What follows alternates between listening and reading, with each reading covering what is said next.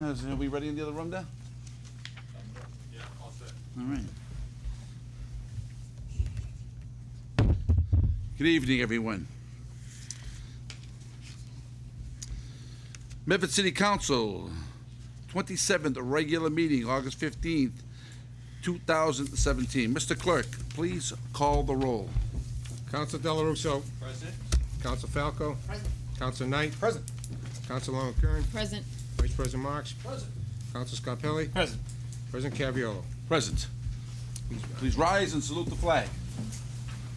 I pledge allegiance to the flag of the United States of America and to the republic for which it stands, one nation, under God, indivisible, with liberty and justice for all.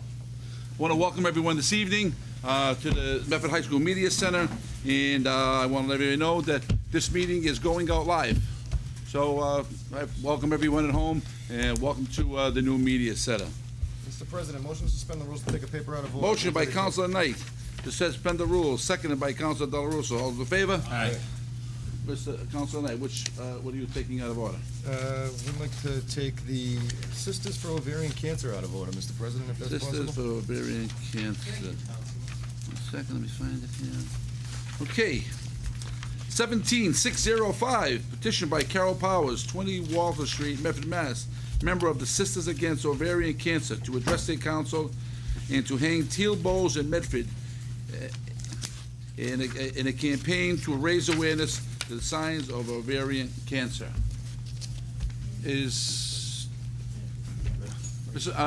Carol is not here this evening, Carol's not here, so. and if you could please have a seat there.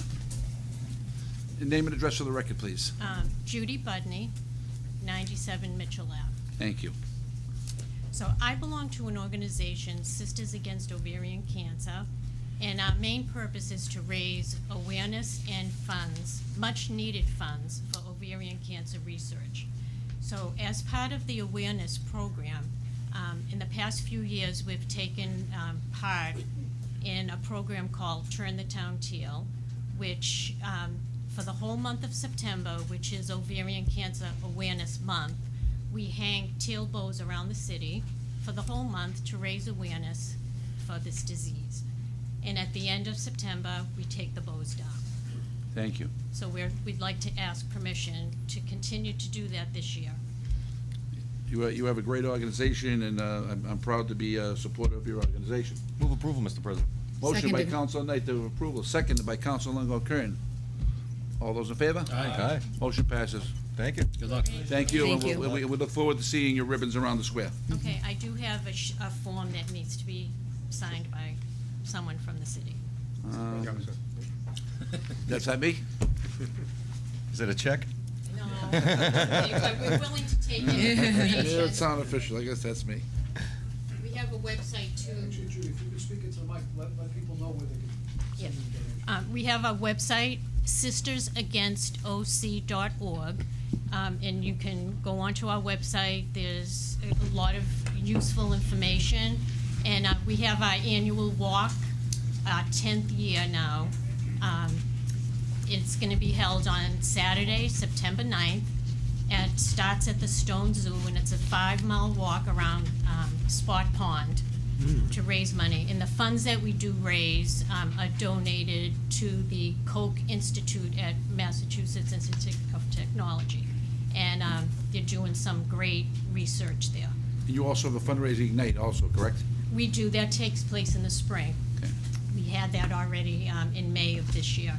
And to date, we're just a small organization, but we have raised over $225,000 for ovarian cancer research. Outstanding. Thank you.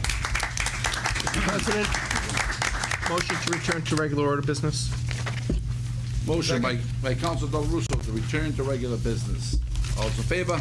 Aye. Aye, motion passes. Thank you. Thank you. Okay. This will be a public hearing, 17590. A public hearing will be held by the Medford City Council in the Community Access Studio at Medford High School, 489 Winthrop Street, Medford, Mass., on Tuesday evening, August 15, 2017, at 7 p.m.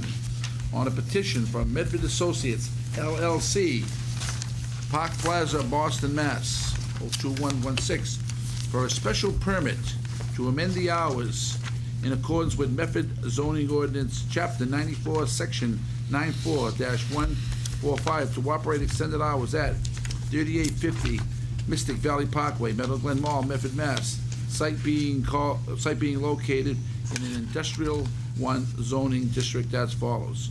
Extended hours being requested Monday through Sunday, 7 days a week, 6 a.m., 7 a.m. through 11 p.m. to 12 a.m. Petition may be seen in the office of the city clerk, Medford City Hall. The city of Medford is an EEO/AA/504 employer. For information and accommodations and aids, please contact the city clerk, 393-2425. And this has been advertised in the Daily Item on August 1st and August 8th. Where this is a public hearing. Name and address for the record, please. Brian Dugdale from Goulson Stores, 400 Atlantic Avenue, Boston, Massachusetts. Thank you. Thank you, Mr. President. Thank you. With this said, are you here to speak in favor? We are here to speak we're in favor of representing Medford Associates, which is the So you're speaking in LLC favor? in favor of Thank you. the petition, and we are requesting a continuance of Thank this you. hearing until September 19th. Thank you. Do we have to continue with is there anyone else here speaking in favor of this petition? Hearing and seeing none, I motion that part of the hearing closed. Is there anyone here in opposition to this hearing? Hearing and seeing none, I motion that part of the hearing be closed. Councilor Longo-Kern.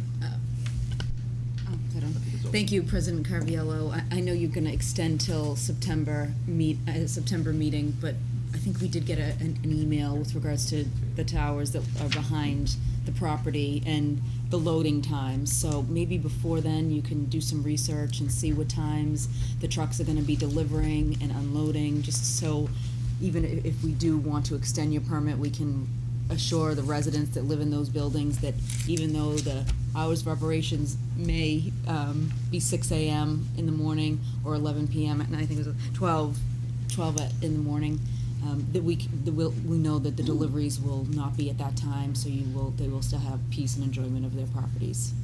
Thank you, Counselor, and that's something we'd like to address, and that's one of the reasons we're extending through until September, so we can hear, better understand the concerns of our neighbors. We want to be good neighbors and address Great. those concerns at the open public hearing. Great. Yeah, and I think he said that they are planning a meeting with the condo association. Perfect. To address them in person and addressing their needs. Do we have a motion to table this? So, Mr. President, It's a just if I public could hearing, ask a it's a public question. hearing. Vice President Marks. Just, what are the hours of operation of your other Wegmans stores around the area? I'm Paulson Carter with New England Development and represent Medford Associates. They're generally 6 a.m. to either 11 p.m. or 12 p.m. There are multiple locations, none in Massachusetts that are 24 hours, but the several that New England Development's been involved with in Wegmans have all been 6 a.m. to either 11 p.m. or 12 p.m. Or midnight, I should say. So you don't anticipate any plans to come back at a future date to, if you were to be given the midnight, to be looking for 1, 2, or 3 in the morning? We don't expect to be returning for that, no. Thank you. Thank you. Do we have a motion to table this? Public hearing, right? The motion by Councilor Longo-Kern to table this hearing? All those in favor? Motion passes. We'll see you next hearing. Thank you. Thank you. Thank you. Thanks very much. Okay. Mr. Olga, yeah. Just the public comment and a vote. 17591. Location of poles, attachment fixtures, and underground conduits, Medford, Mass. You are hereby notified that the order of the Medford City Council public hearing will be given at the Community Access Building, Medford High, 489 Winthrop Street, Medford, Mass. On Tuesday, August 15th, on a petition by Comcast Cable Communications Management, LLC, for permission to construct a line for such telecommunication under the public way or Mr. ways. President, motion to waive the reading and have a representative from the petitioner have a brief synopsis of. On the motion by Councilor Knight, seconded by Councilor Marks. All those in favor? Aye. Name and address of the record, please. Good evening, Dave Llewellyn, Comcast, Woburn, Massachusetts. This petition, Washington Street, will be starting at existing utility pole 5507, excavating in the sidewalk, to place one 4-inch PVC conduit 37 feet plus or minus to existing telephone manhole located in the sidewalk. Thank you. Well, this is a public hearing. Do we have anyone here to speak in favor of this? That would be yourself? Yes. Is there anyone else in favor of this? Hearing and seeing none, I motion that part of the meeting closed. Is there anyone that is against this? Anyone not in favor? Hearing and seeing none, I motion that part of the hearing closed. President, Council Del Russo. if I could, through the chair, ask the petitioner, what is the purpose of this? Is there a new, why do you have to do this? Is there a new building? We're tying into the existing Verizon manhole that ties into the conduit system that we're already into to provide service to 53 Riverside Ave, which is the Middlesex Bank. Very good. Mr. President. Council Falco. Thank you, Mr. President. Just a couple of quick questions. Just get a little bit more background on this. How long will this project take? Couple days. A couple of days? Weather permitting. Okay, and do you know when it's going to begin? As soon as this is granted, we'll have the contractor go in and pull the street opening permit. And do you know how many sidewalk panels are impacted? I Just think there was so the like- residents in the neighborhood have some sort of idea as I to. think there was maybe 37 feet. I think there was maybe 5 panels, give or take a couple. And will there be any impact to with regard to traffic in the neighborhood? I would say no. I mean, I don't know if there's a lot of, pedestrian traffic in the sidewalk there, but they can, put some traffic control signs there to block the sidewalk and divert them around and, basically pretty much, almost a day, two's work for the most part, once they excavate it all out. And then the biggest part of it will be going back and replacing the concrete. That's what's going to take the time. Okay. Mr. President? Okay, thank you. So it's Councilor strictly sidewalk work, no Yeah, street nothing work in at the all? street. And what materials do you use to replace the sidewalk panels, the same existing? Same, style yes, it's concrete.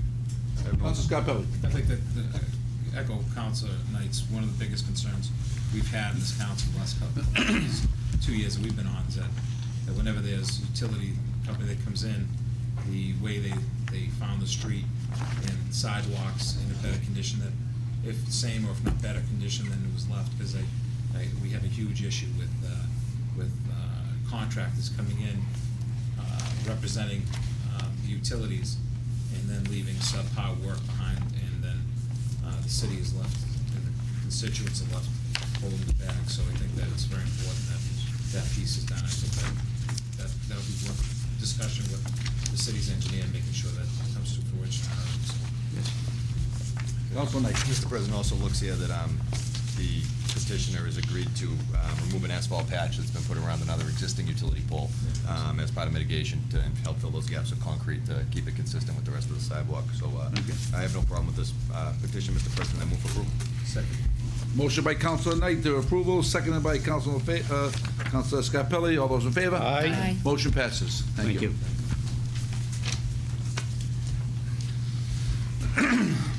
17-592, location of poles, attachments of fixtures in underground conduits. Do I Mr. hear- President, motion to waive the reading and have a representative from the petitioner give us a brief synopsis of the project. That would be, let me see, Sienna Engineering Group? Name and address for the record, please. With Sienna Engineering Group, my name is John Kennedy. We're at 50 Mall Road in Burlington, Mass.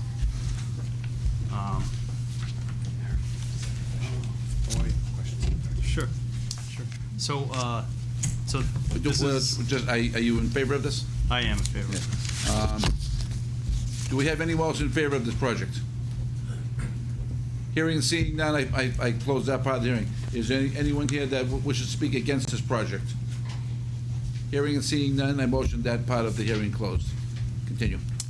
Okay, so this is a conduit build, I guess starting on Granville Avenue, at the railroad right-of-way. We're replacing a handhole, and we're constructing 200 feet of conduit to a manhole location at the location of Winchester Street and Granville Avenue.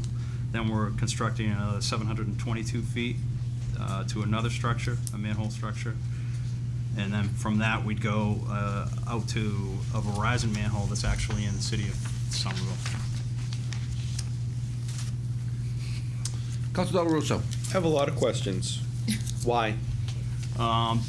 So the on Broadway, there's a bridge that crosses it over the railway. Yes. And in order for them to replace that bridge for the Green Line Extension project, we have to relocate our cable, which is running right down the right-of-way. And the way to do that is to get it up into the Verizon structure and then take it from the Verizon structure down Winchester, down Granville, and get it back onto the railway beyond the bridge where they're doing the construction. Tell us about the type of conduit that you're going to be building. Is it a contained concrete tunnel? Is it a... It's typical construction with two 4-inch conduits encased in concrete, 48 inches of depth down, and obviously we're going to be looking to mitigate intersecting with anything else that might be in the roadway. And are you going to be digging in the road, in the sidewalks? All on the road. And what kind of wiring is this? So what would go back, what we're relocating is a fiber optic cable for AT&T. Okay. All right. Councilor Falco. I'm not sorry. through, I Mr. apologize. President. I apologize. Thank you. The people on Winchester Street have had the heck beaten out of them for the past 5 years, and they've been shanghaied every step of the way. The businesses on Boston Avenue with relation to construction tied into the Green Line and some related developments that are going to capitalize off of the Green Line have suffered tremendously. On Winchester Street, on the other end from where you're digging, down towards Harvard Street, residents were disrupted for 2 years with work that was done to accommodate the widening of the Harvard Street Bridge and dealing with a lot of the issues there, some of which were promised to be addressed and never were. I speak of drainage issues in that area. So beneath the Harvard Street Bridge still floods. St. Clement's School, though it's in a transition, still takes on sewage. An elementary school takes on sewage. Now, I'm not saying that you're the cause of this. What I'm saying is that the people who I represent are going to now be faced with another in a series of disruptive construction projects that's going to challenge their egress in and off of their properties, is going to tie up traffic in a cut-through street that gets people between Harvard Street and Broadway and avoids using the ridiculous Powder House Circle, which has traffic patterns and timing there that is contrary to reason. And so what are you folks going to do for the people of Medford on these streets who've had to put up with this over the several years? And I'm not trying to put you on the spot and make you feel uncomfortable, but the fact of the matter is these people are hurting. Yeah. And they need to be assured in very concrete ways on how are they going to be treated? How are they going to be communicated with? Is just a silly flyer going to be stuck under their doors? Are they going to have a normal person who's going to talk to them and listen to them? Or are they just going to be besieged with emails that get put into their spam box? No, we'll definitely have a representative on site while we're doing this dig to speak to those other items. This is not it's all a project related, that's yeah. not even on that kind of scale. This is a simple 2 4-inch conduit duct rewrite. So it's a typical trench that you might see in the roadway happening for gas, for instance, or anybody else. And we're not going to be impacting in that way. We definitely will impact traffic. We have traffic plans that we submitted to your engineering department, and we will look to make it work with both the police department and setting up traffic plans appropriately. And obviously, we'll listen to your constituency in the area while we're working. So will there be someone on site who's going to be available and consistent to just help these people? Absolutely. Who really feel beat up at this point? Absolutely. Sienna will definitely have somebody on site while the contractor is working. And who is Sienna? Sienna's an engineering firm, and we're representing AT&T. So basically, we will work with a contractor that will be on site. Good. Thank you, Mr. President. Councilor Falco. Thank you, Mr. President. It does some of the similar questions, I guess. But as far as the length of time this project's going to take, and When do you think this will begin? Just vicinity of, just so if anyone here Yeah, was sure. watching at home tonight. So what we're trying to do is get this done before the December is our goal. Before the moratorium, we'd like to get it done. We're still working out a grant location as well in Somerville, and as soon as we get that, we're gonna get underway. So we're in the process of putting all the pieces together. We'd like to get started as soon as possible, and we're looking at, depending on how things go and what the impact is in terms of traffic, it would be 4 to 6 weeks, I would think. But that's the outside. I can't say exactly. It depends on how long it takes us to get underway, and if we run into issues in terms of traffic, or if you have special events or any of those things that might be impacted. I don't know if there are road races scheduled for the next couple of weeks. When we could get out there and get it done. And as far as so would the work hours be just your normal 9 to 5? Or? Yeah, it would be. And if we were going to do anything, or if we were looking to get some relief on that, we would obviously come to the city and ask if we could do that. And as far as the impact to the neighbors that live in that neighborhood, are we talking about they're not going to have access to their driveways? What will be the impact, and how will they be notified? I think it would be minimal. Obviously, where we're working, it may take a day for us to get out of the way of a driveway, for instance, but we'll be looking to keep pedestrian traffic moving at all times, keep roadways open as much as we can, and keep driveways open as much as possible. So. Okay.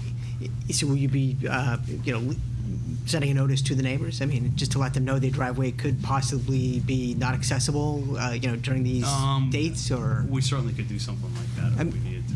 Yeah. I mean, I would think, I think it's a good idea just to let them know, that this project's going to happen, and, just so they're informed. I mean, because I think the worst thing is when there's no communication, that's when the phones start ringing. That, what, I knew nothing about this, the person that might live in the street might not know nothing about, or anything about this project, or they might have minimal information, and then all of a sudden they can't get into their driveway, and they're calling us for answers. So I think reaching out to the community, or to those streets that are impacted, and those neighbors that are impacted, it's definitely something that I would recommend. Yeah, and I believe we did send out a listing, a mailing already. Okay, good. About his list mailing already, but once we get started, we could do that again. And I know one of the stipulations was that we get together and sit down before we get started, and we will have a schedule at that time. We can tell you what we think it's going to take us to get it done. Great, thank you. And as far as do you foresee any road closures at all? The way that we have our traffic plan set up right now, there are no road closures, so we don't anticipate that there would be actual road closures. Okay, I'm just concerned because I think this, if I'm reading this map correctly, this leads out to Broadway, right? It does, yeah. So I'm just concerned that if you're closing a road in Somerville, and the residents in Medford don't know anything about it, there's a Right. disconnect there. So if there are any road Traffic closures, plans, right, yeah. I would think that, if we could just make sure that the residents know, just because the worst thing is when something in Somerville is impacting them and they don't know anything about it, that's something that we should keep take into account. Yeah, absolutely. If you look at the traffic plan, I don't think we're not planning on closing any roads, and we obviously would like to try to keep traffic moving in all directions. Okay. And, setting up the proper traffic plan, and also getting some help from both police departments to make sure that we can keep traffic moving. That's the goal. Okay, thank you very much. Sure, thank you, Mr. President. Councilman McCurran. Actually, I think my questions have been asked and answered. Thank you. Councilor Knight. This is, it looks like, 948 feet of trench work that you want to do? I think it's about almost 1,100 feet. Almost 1,100 feet. Yeah. And you said something at the beginning of your presentation. You said this is going to be, common trench work like you see all around the city. And Yeah. we've had a big problem in this city about trench Sure. work that's being performed by public utilities in the community. Just last month, we had a committee of the whole meeting with the city engineer, and we asked a series of questions to the city solicitor as to whether or not we could place a moratorium on trench work. One of the big problems isn't necessarily you guys getting in there and doing the work that you need to do, because you need to get the work done. It's never coming back and fixing it to the standard that we want to see it fixed. And that's become a very big problem in our community. We're seeing a number of streets in residential neighborhoods and in main roads alike that are getting torn up and torn apart. I mean, if you look at tonight's agenda, for example, if you have 1,100 feet, we got 115 feet coming up after that. I mean, we're looking at 2,000 feet of trench work that we're going to be putting through the city. You know what I mean? There's applications for 2,000 feet of trench work in the city. And we have some questions that are pending right now before our city solicitor that I think I'd feel a little bit more comfortable getting an answer to before I move forward in supporting this paper. 1,000 feet's a lot of stretch of land. It's 10 football fields. Councilor Della Russo is absolutely right. That neighborhood has been beat on for the last 3-4 years between, the reversals of Winchester Street and the direction that it's going in, the impact that the expansions of the Harvard Street Bridge have had, the discussion about eminent domain land takings coming up in the near future to, again, accommodate the extension of the Green Line, which I think is going to be a benefit to our community. Don't get me wrong. I think the Green Line extension is a good thing for us here in Medford. But in the meantime, we have residents that really need to maintain a strong quality of life, and that hasn't happened in that neighborhood. So this evening, I'm having a very difficult time supporting this paper, Mr. President, if we don't have the answers that are going to come back from the city solicitor based on the committee of the whole that we had. And the committee of the whole meeting that we had was exclusively focused on trench management and the issuing of permits to public utilities and what they do to our streets, and whether or not they come back, and whether or not there's a schedule for them to come back, and whether or not we can limit the number of permits that are issued in a quarter or a year, so that we can better manage the job and better oversee the job that's being done. Because I think that the focus is more on the next special permit than it is on coming back and completing the work from the last special permit that you got. Now, I haven't had the opportunity of working with Sienna, and I'm not sure what Sienna's reputation is or anything like that. I'm sure you guys are great. You're working for AT&T, which is a multinational company, a $1 billion company, so I'm sure you guys do a great job. But we need to do some housekeeping here, in my opinion, before I feel comfortable supporting this paper, and I'm not going to be able to support it this evening, Mr. President, for the reasons that we've asked a series of questions to our city solicitor through the administration, asking for some input and some feedback as to what we can do to better manage the trench work that's being done in our community, because it's killing our streets, it's killing our neighborhoods, and the residents are speaking out against it. In this particular street, in this particular neighborhood, they've been under the thumb of construction for the better part of 3 years, and and it's not going to stop. It is. And the work needs to get done. I understand your work needs to get done. Unfortunately, we're on a schedule here where we're getting forced to relocate because we're in the way of the abutment that's going to go in. And this is the way to get around that so that they can do that construction work. That's what's pushing us to I get understand this that. work I understand done. that it's a cause and effect situation, I guess we call it. Well, we're on the right of way, and we happen to be on the right of way in the wrong spot. We're at the abutment where the bridge needs to be replaced, and this is the way to get around that so that they can move forward with their construction in December. And this alternative here that's being presented, I would assume would be the least costly alternative to the provider, right? I don't know if it would be the least costly, but it's certainly. Is there another way you can do it? We don't have to dig 1,000 feet in one of our city streets, I guess is the question. I don't think that there's another way that we could do that. I don't know that we could get our cable out of the way of the construction. You might be able to speak to that a little bit better than I could, but. Derek Anderson with Arup, design professional representing MBTA, 16 Myrtle Street in Medford. So I understand some of the trenching problems on a personal level. But to why I'm here, the design team has looked at multiple different ways to keep the relocation of this particular duct bank within the MBTA right away under the bridge. There is not a way that we have seen where we're able to avoid any disruption to the public streets in the area, the Boston Ave or Winchester. Winchester seems to be the best possible alignment for getting in and out quickly. We've looked at, to give some sense, Broadway Bridge, there's abutments coming down on either side, a new track, there's just no space between the abutments and the track to put that in. There's barely any space between US Travel World and, from what they've done over there, it's about this far away from the building, so I understand what you're up against. We have absolutely looked to try to avoid the disruption in this area, and there isn't another way without getting into the roads. Into our roads? Or can you go underneath the rail bed? Can you go through Somerville? One way or another, it's gotta come up onto the roads. And really Winchester is. And what do these conduits service? Are they home telephones? Are they internet, IP, bandwidth? Do they provide? Yeah, it's AT&T's core network, and it's carrying all kinds of traffic that is not only local, but it goes all over the place. So this traffic, this particular cable has quite a bit of traffic on it that can't be rerouted, unfortunately.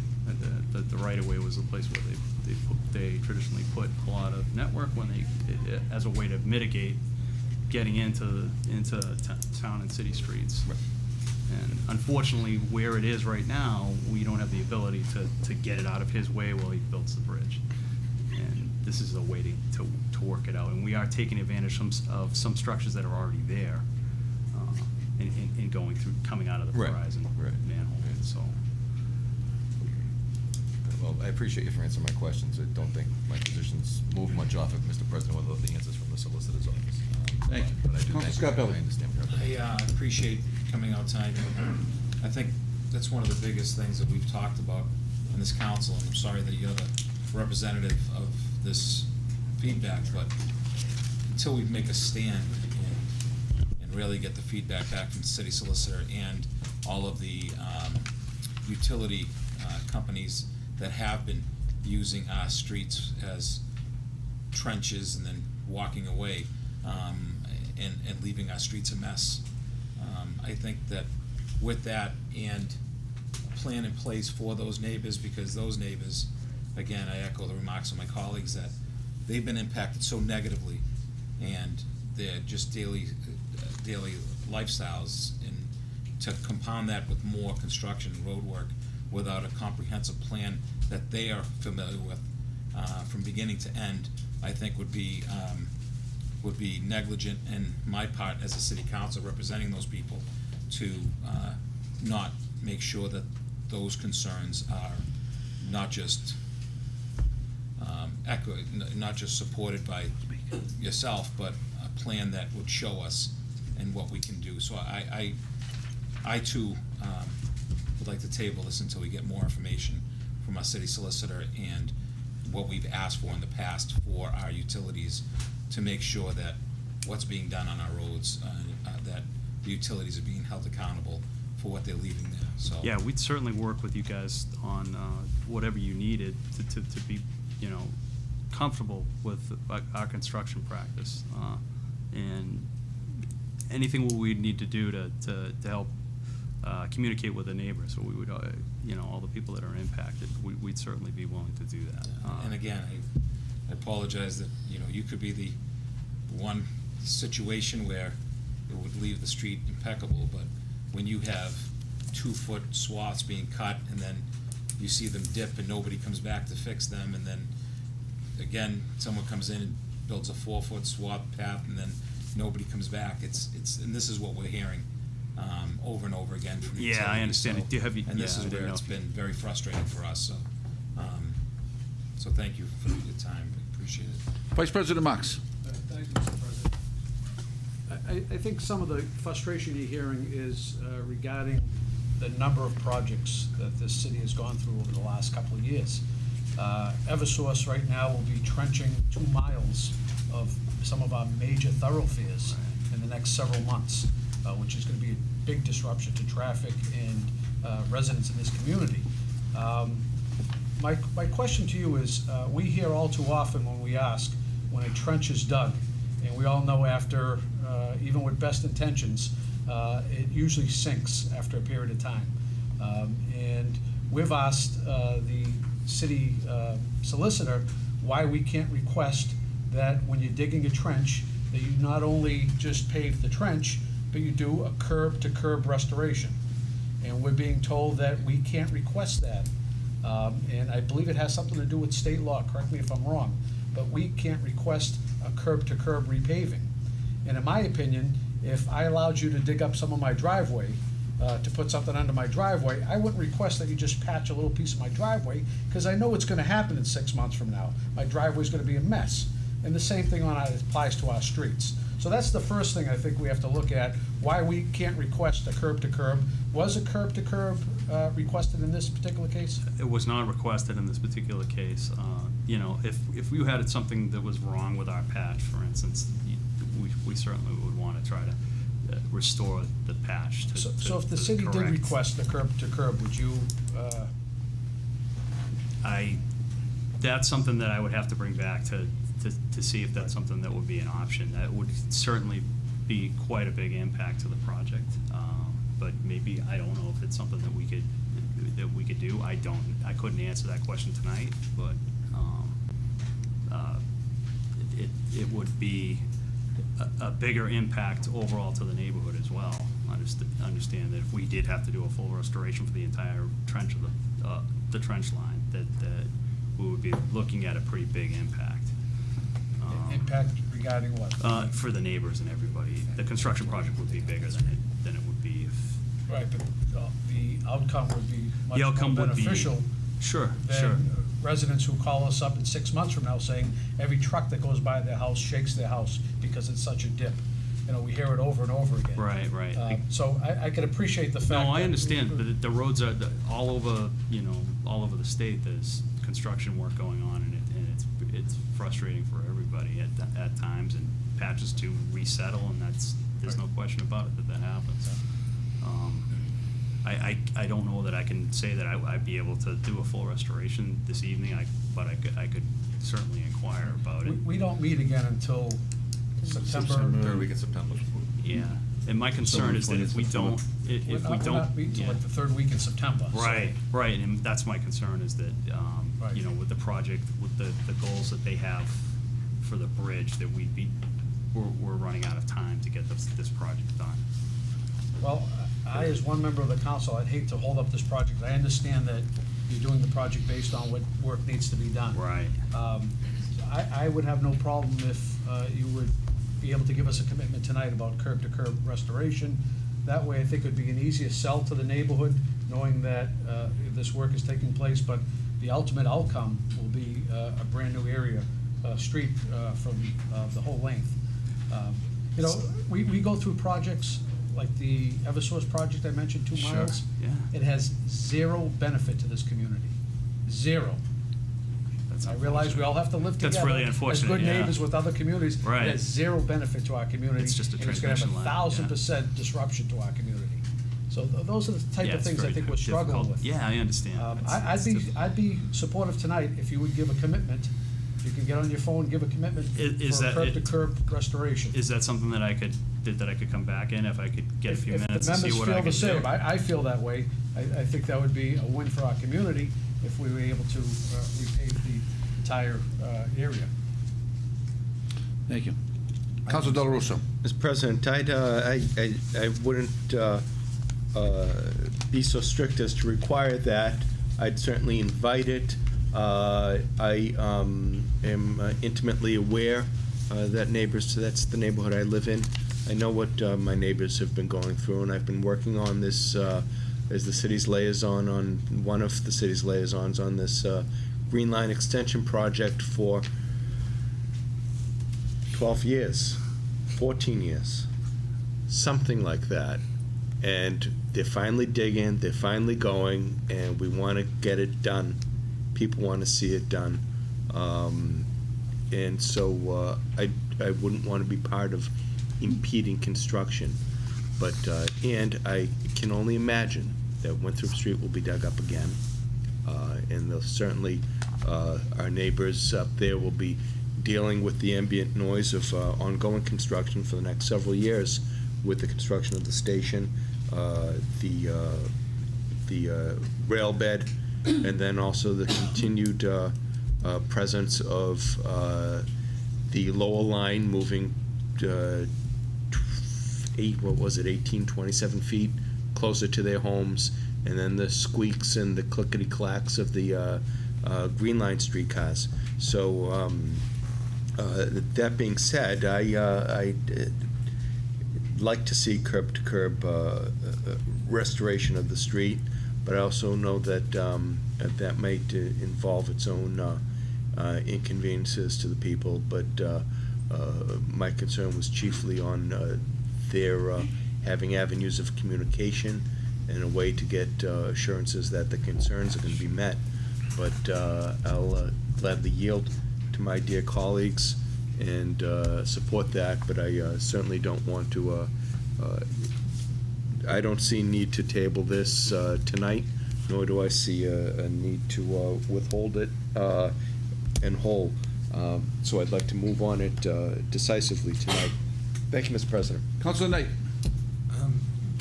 It's probably a better question for the MBTA than it is for Sienna, but based upon your plans and your construction guidelines and so forth, do you see a need to do any more underground work on Winchester or Granville before the completion of the Green Line extension? As part of this project, we're not anticipating utility work on Winchester or Granville. Because part of the concern would be if we did go curb to curb, then that would put in effect the moratorium for digging. So if we required them to go curb to curb and pave the whole entire street, then we could say that they can't dig for 5 years. Are there other plans too for other utilities to work through that area? I don't know the answer to That's that why question. it's better for the T than you, I think. Yeah, To see if that's. you know, if we did do They it. did the water and gas, that was 2 years ago, 3 years ago. Councilmember Kern. Thank you, President Carviallo. I see everybody's frustration, and we've had a number of committee of the whole meetings to try to remedy it, and we are awaiting answers. Curb to curb will be great, but for me, what I keep bringing up in the last several years that this has been a real problem is the fact that we don't have anybody from the city to review the trench work 6 months from now, a year from now. So, I mean, I'd be amenable as long as we have a condition on there that our engineer or somebody from the administration does a walkthrough with somebody from your company 9 months from now or a year from now, and if there is sinkage, that it be fixed. I think that might be another option. Councilor Scarpelli. I think everybody touched some great points. I think, again, the a more detailed agenda for our constituents and those neighbors that are going to be affected, I think would have to be something that's a must. Yeah, that we definitely are interested in that, and I did talk to the city engineer, and that was one of the points that she brought up is that we did have to meet before we got started. We were going to have a construction kickoff, and I think we could address some of those concerns with the neighborhood, and I've actually been given the okay to do curb to curb if you guys would like us to do the curb to curb. So. In the petition, it says AT&T shall provide a full-time resident engineer approved by the city who will monitor the work on the city's behalf. AT&T will provide detailed scheduled weekly updates, so it is in our contract somewhat. Councilor Knight. So you just said that you've gotten the authority to I go have. curb to I've curb? gotten the approval to do let's curb to curb. require If it. you guys would like to do it. Okay. Can I elaborate on my response? Please. As you know, this is a design build, so when I say that we're not anticipating any work there, I can't say that there won't be any work because I don't know what the design build is going to propose, but we're not anticipating work there. I anticipated. And the other question they have was, you having a pre-construction meeting, obviously, with our engineering department. Absolutely. We haven't had it already. Absolutely. Would you be willing to have a pre-construction meeting at maybe the South Medford Fire Station with the same people that are the abutters that are on your abutter list? Yeah, absolutely. Yeah, Why not? We certainly want to keep everybody happy. We're interested in having good neighbors and keeping everybody as happy as we can. We are going to be constructing. We are going to be impacting traffic. That's unavoidable. But we're interested in getting the project done as quickly as possible with the least amount of disruption. So. Mr. President, I think we're making good progress tonight. A curb-to-curb solution is something that. So we are in agreement that you are going to do curb to curb. Yeah, we're in Okay. agreement. And As long as we're in so agreement on that. we'll add that as a condition. If you could put that as a condition, Mr. Clerk. And just another condition that there's a meeting that's held pre-construction with the residents that are abutters and abutters of abutters. Thank you. I can Move support approval. this paper. On the motion by Councilor Del Russo, seconded by Second. Councilor Scarpelli. As amended. As amended. Yes. All those in favor? Aye. Thank you very much. Councilor Scarpelli has requested a roll call. Councilor Del Russo, seconded by Councilor Scarpelli. Councilor Scarpelli. Council Del Rosso. Yes. Council Falco. Yes. Council Knight. Yes. Councilmember Kern. Yes. Vice President March. Yes. Council Scarpelli. Yes. President Carviallo. Yes. 7 in the affirmative, none in the negative. Thank you very much. Thank you very much. Thank you. Thank you. Thank you, guys.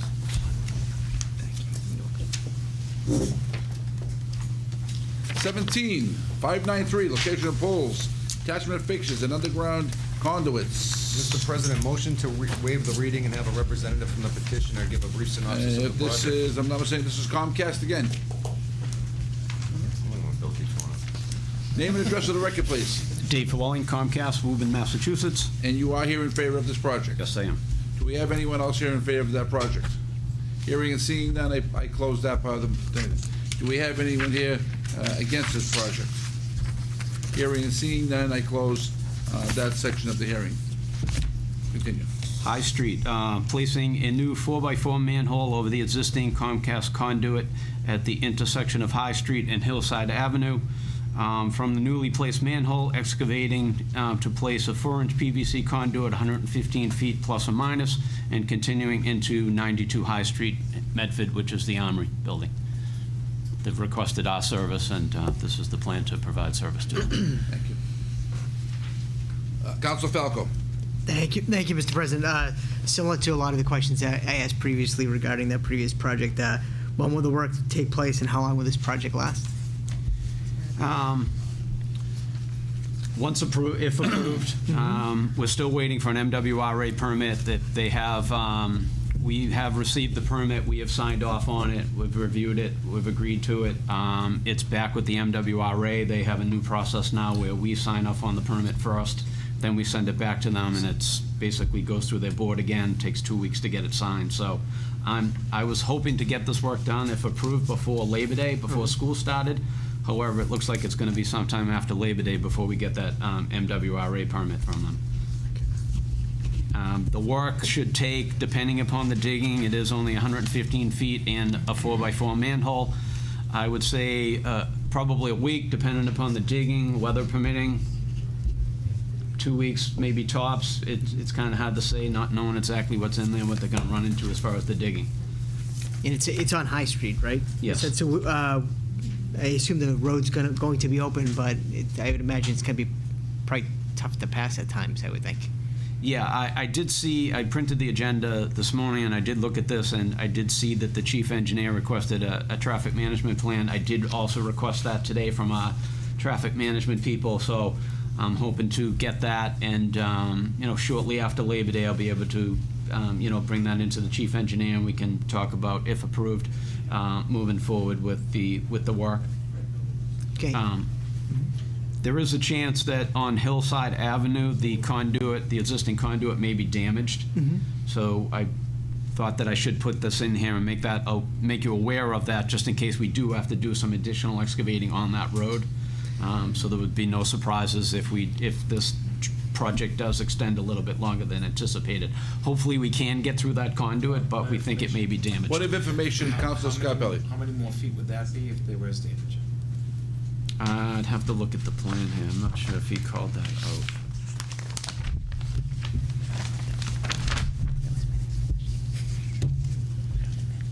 $180 feet. An additional 180 or 180 total? Additional 180. So, Mr. President, so Okay. with that additional 180 feet, I mean, how long? Do you know how long that work would take if you have to? Again, it depends upon the digging. I know that's kind of off the, not as busy a street as High Street, but, I'm sure there's a lot of traffic that goes up and out of that area, and I believe, is it the library that's right there also? Yeah, the library Right. exits from there, Right. and there's a couple of streets that are up in that area. So those neighbors, those residents will be impacted, it sounds Yeah. like, if there is. I'm hoping we can get through it. We'll send a crew out there before we start the digging out on the main run, to see if we can get a rod through it. Best case scenario, maybe it's just damaged in a couple of spots and we have to, pothole it and dig it up and repair it. That would be the best case scenario. Thank you. Yes. Councilor Knight. Sir, were you here when we just did the last permit? Yes. And can we have some of your feelings concerning a curb-to-curb pave on this project as opposed to a trench and patch and a ground and inlay? Okay. Again, I did see that in the comments from the chief engineer, and it did call that out, trench, to pave from the trench to the curb. I would need to go back, if this was approved, I would go back and just make them aware of that would be the requirement of the permit, and therefore it would be a business decision on our end if we were to move forward and then physically go apply for the permit. So if it was approved tonight and we agreed, it was agreed to, grant the location, and then if I go back and the powers to be decide that this is cost prohibitive to do the paving to the curb, then therefore we would not apply for the street opening permit and not provide service to 92 High Street. Through the chair. Councilor Longo-Kern. President Carviello, so 92 High Street doesn't have Comcast service at all? They don't. And who's requesting it? The I whole don't have the building, name. I don't have the name of the customer. I was just tasked with getting the permits to get to the building, and then once it's there, X number of, tenants within that building could request the service, so it's at least one. Thank you. Council Vice President Marks. I believe, and I stand to be corrected, it may be a new dental group that's moving in there that's requesting this. And I would hate for Comcast to go back and then decide it was not cost effective to provide service. This new business is just opening and actually reached out to me as one member of the council, seeing when it was gonna be on our agenda. So they're really interested in getting this service to get their business up and running. So at this point, I would, as one member of the council, just support the current work that's going on, and then we can have other discussions regarding curb to curb and so forth. Council Scarpelli. Again, I echo the same issues that I've had. Again, this is a little different because it does affect constituents that need to move forward, but if approved, same stipulation, would the residents, would you require that would you input a plan that our residents would would understand the total agenda from beginning to end, so they understand the complexities of the project and any issues and concerns that might come up? Are you saying having someone on site, or are you just having a point of contact for the project, or? Well, we've had just point of contact. I'm saying that reaching out to the residents, and same thing, holding a meeting or getting a detailed agenda for them, schedule for them, so they understand So what schedule might of work. happen. Right, that they would, at least the abutters to this project understand the complexity of the job, so. Yeah, we could do that. Councilor Knight. The location that you're requesting to dig, and I'm sure you're from Woburn, I'm around the Woburn area, so I'm sure you're familiar with the area, but right at that particular location, there are points and times where there are two MBTA buses that are driving down the street and they can't even get by each other.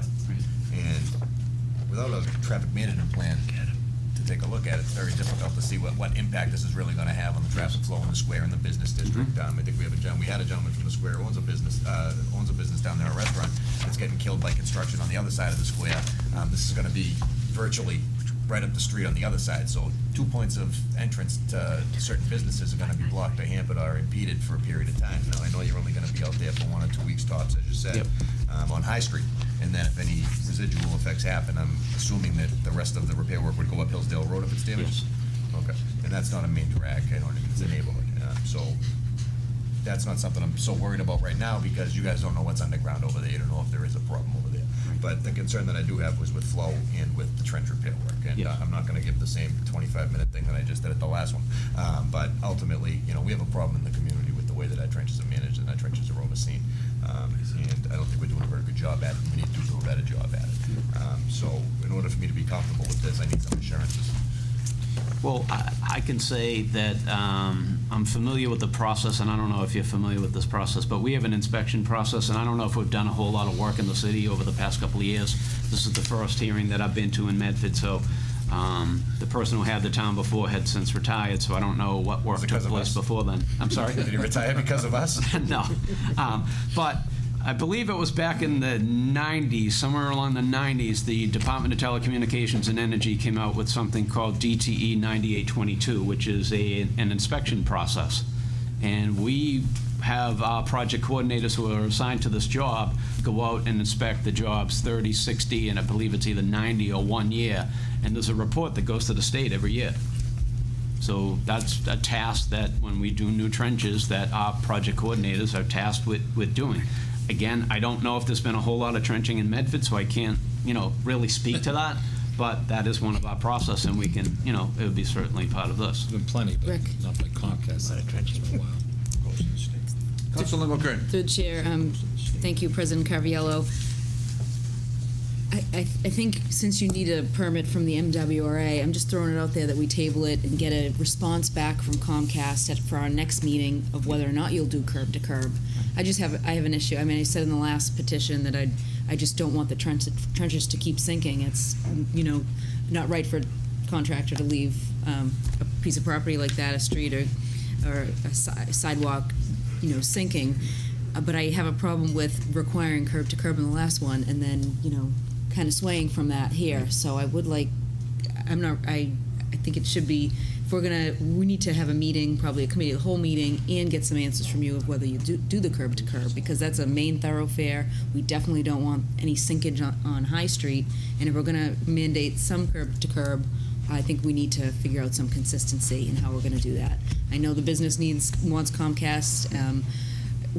We fought loud and clear years and years ago that there be competition, so I feel that the business should have it, but we just need to figure out amongst ourselves some way to keep this consistent and uniform, and figure out how to do that prior to probably our next meeting. Mr. President, if I could. Councilor Marks. Typically, what happens is it's the city engineer that requires, when they meet with the city engineer, whether it's going to be curb to curb or not. So I think we should leave that up to the druthers of the city engineer. On this particular case, as I mentioned, this particular business has a hardship, and they need this Comcast to run their business. And, I don't feel comfortable waiting 3 weeks. It happens on the last petitioner that there was someone in the room that had the authority to grant the curb to curb. This gentleman clearly does not have that authority, and because of the hardship of that particular business that's going into 92 High Street, I don't feel comfortable, Mr. President, leaving this for another 3 weeks. So I will support this tonight. And moving forward, I think some of our questions should be directed to our own city engineer and our own inspectional services on why work is not being put back in the manner that we see fit. So I will support this petition tonight based on that, Mr. President. Councilor Longo Kern. Through the chair, I know you said you wouldn't be able to start until sometime after Labor Day anyway, so I think that would only be almost a week postponement if we take this up with some answers from Comcast on September 19th, and I think we need to, again, we just need to be consistent. So I would ask my colleagues how they feel about tabling it for 3 weeks. Second the motion. Councilor Del Russo. I'm ready to vote on it in approval, Mr. President.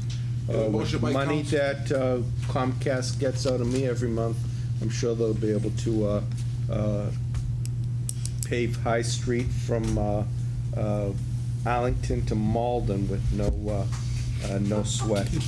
Motion to table. We have a motion by Councilor Knight to table. Do we have a second? I'm the Second. second. I'm the On second. the motion. That was the second. Motion by Councilor Longo to table it, seconded by Councilor Knight. All those in Roll favor? call vote, Mr. President. Roll call vote has been requested. Mr. Clerk, please call the roll. Council Del Russo. Negative. Council Falco. Yes. Council Knight. Yes. Council Kern. Yes.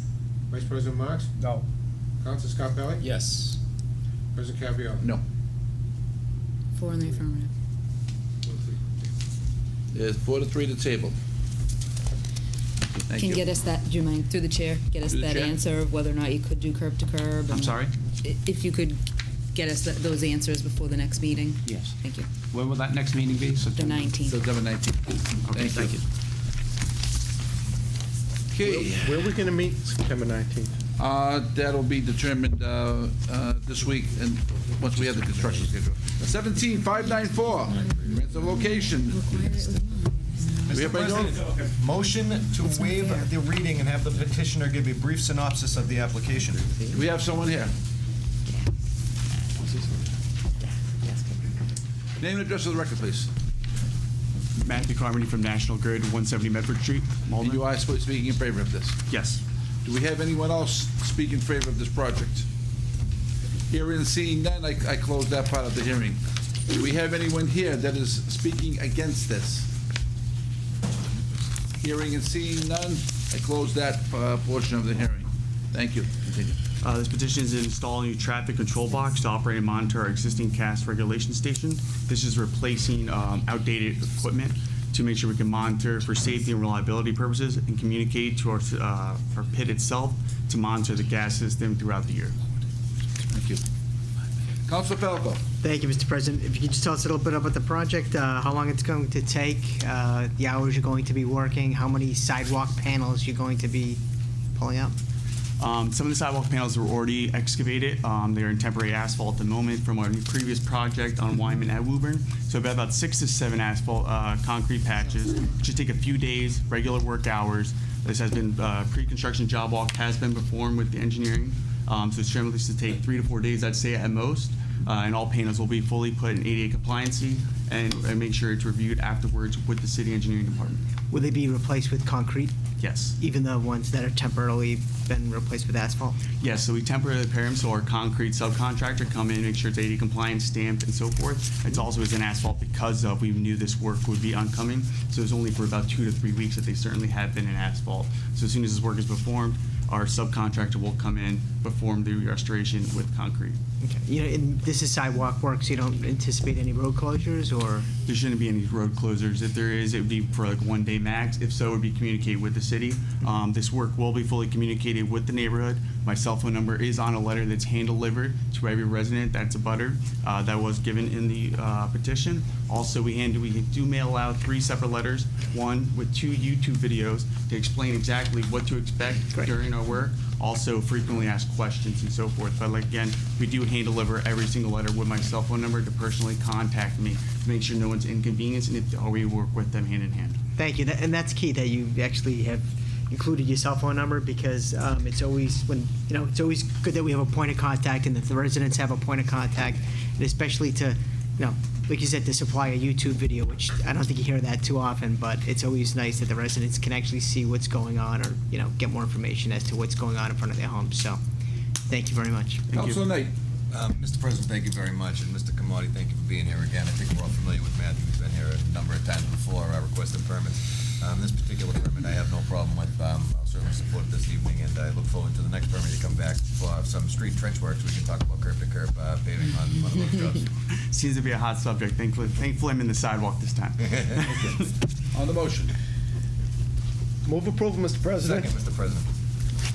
Approved by Councilor Del Russo, seconded by Councilor Knight. All those in favor? Aye. Motion passes. Thank you. Thank you. At this point, I relinquish the chair to Vice President Marks. Motions, orders, and resolutions. Paper 17-610, offered by President Richard F. Caviello. I respectfully request and recommend that Your Honor... Mr. Chairman, I requested this paper be withdrawn. The council president requested that the paper be withdrawn. Before you call the roll, I think somebody wanted to speak on this. Been withdrawn, there is no roll. Oh. Papers Well, withdrawn. so It's there's not somebody on the here that wants to agenda. speak on it. I'm just Paper's pointing that out. dead. It's been withdrawn before action. I'll go on to new business if you have to. The paper has been withdrawn by request of the council president. So we'll go to public participation. So I'll go to new Thank you. business. Thank you. 17-611, offered by Vice President Marks, City of Medford, call for election, preliminary municipal election, Tuesday, September 12, 2017. Be it ordered that in accordance with the provisions of the general laws of Massachusetts and the revised charter of the City of Medford, insofar as the latter is applicable to city clerk, being he, is hereby authorized and instructed to notify and warn such inhabitants of the City of Medford qualified to vote, and the law requires to assemble at several polling places as designated in this order for and within the several precincts where they are duly registered voters on Tuesday, September 12, 2017, then and there to give their ballots for the nomination respectively. 7 members of the City Council to serve a period of 2 years from the first Monday of January 2018 to be elected by and from qualified voters of the city at large. Be it further ordered that the following named polling places be and they are hereby designated to be used at the city election to be held on September 12, 2017. The said polling places to be open at 7 a.m. to 8 o'clock p.m. Voting precincts: Ward 1, Precinct 1, Andrews Middle School, 300 Mystic Valley Parkway. Ward 1, Precinct 2, Firefighters Club, 340 Salem Street. Ward 2, Precinct 1, St. Francis Parish Center, Fells Way West and Fulton Street. Ward 2, Precinct 2, Roberts Elementary School, 35 Court Street. Ward 3, Precinct 1, Lawrence Memorial Hospital, 170 Governors Avenue. Ward 3, Precinct 2, Temple Shalom, 475 Winthrop Street. Ward 4, Precinct 1, Tufts University, Ganchester, rear, 161 College Avenue. Ward 4, Precinct 2, Walking Court. Auburn and North Street, Fondacaro Center. Ward 5, Precinct 1, Columbus Elementary School, 36 Hicks Avenue. Ward 5, Precinct 2, Columbus Elementary School, 37 Hicks Avenue. Ward 6, Precinct 1, West Medford Fire Station, 26 Harvard Avenue. Ward 6, Precinct 2, Brook School, 388 High Street. Ward 7, Precinct 1, Mystic Valley Towers, North Building Entrance. Ward 7, Precinct 2, McGlynn K-8 Public School, 3004 Mystic Valley Parkway. Ward 8, Precinct 1, Senior Center, 101 Riverside Avenue. Ward 8, Precinct 2, Veterans of Foreign Wars Hall, 114 Mystic Avenue. Due to the insignificant number of nominees for the office of Mayor and School Committee, those offices will not appear of any part of the planning election, just the office of City Council. Councilor Marks. Does that mean that's why you're here? On the motion by Councilor Dela Russo, seconded by Councilor Scarpelli. All those in favor? Aye. All those in favor? Mr. President, Yes. suspension of the rules Suspension of the rules by by Vice President Marks. to take paper 17-608 out of order, And 606 after that. 608, 17-608. 608, and 606.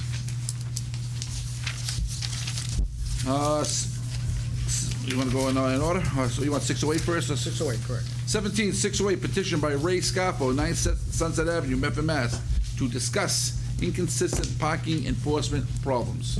Mr. Scarfo.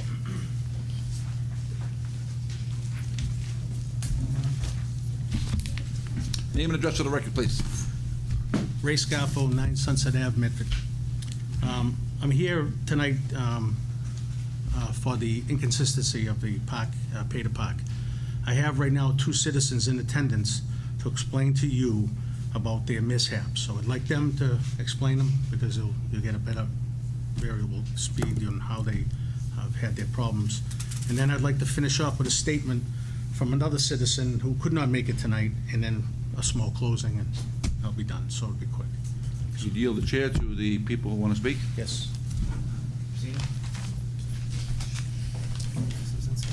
Name and address for the record, please. Dan Papaleo, 10 Brooks Park, Medford, Mass. On July 27th, 1:23 a.m. in the morning, I was issued a citation for restricted parking in grass and dirt for $50. What street is it on? Brooks Park. Brooks Park? Yes. Which there are no signs posted. I was not parked on the grass. You know, there's hot top that's missing, so I'm in the dirt, and it's, you know, kind of congested there. And I went up and filed for a hearing, which I never heard until today. I called them, and they said they were going to dismiss it and just give me a warning. But the parking's tough there, and there's no signs, there's no curbing around the park, except for one little section.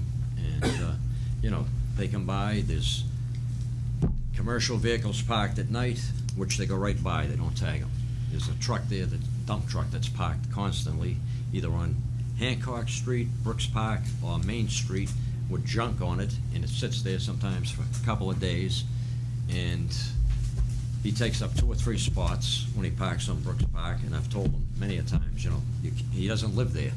He lives on Sylvan Street, 2 streets over with his girlfriend. And, you know, it's becoming an issue, parking there. You know, there's no signs posted. You know, they gotta post something, put some curbing, you know, to warn people, you know. And that's it, you know. Thank you. But your ticket was dismissed, correct? It was dismissed. They're sending me something in the mail saying it was dismissed. I called them because I hadn't heard anything. And the girl in the office, Brenda, said that it's the police department that's enforcing this, telling them to write the tickets, which I had talked to somebody in traffic, and he says, we have nothing to do with it. And he says, there's nothing posted there. He says, they have to post something. People have been parking there for 50 years, and they gotta know, you know, put a sign and, you know, warn them. Thank you. Thank you. Mr. President, I got a couple questions for the gentleman. Excuse me, sir. Councilor Knight has a couple of questions for you. it's somewhat unrelated to the topic that you brought up, but we've had a number of resolutions that have gone forward from this council concerning Brooks Park. Yes. And some illicit and what we call unsavory behavior going on down there, maybe behind the new apartment buildings and so on. And the council's passed a number of resolutions, and I've followed up a little bit, but I'd like to hear from you as to what impact you've seen. Have you seen an improvement down there in the illicit activity that's going on Brooks Park? Yeah.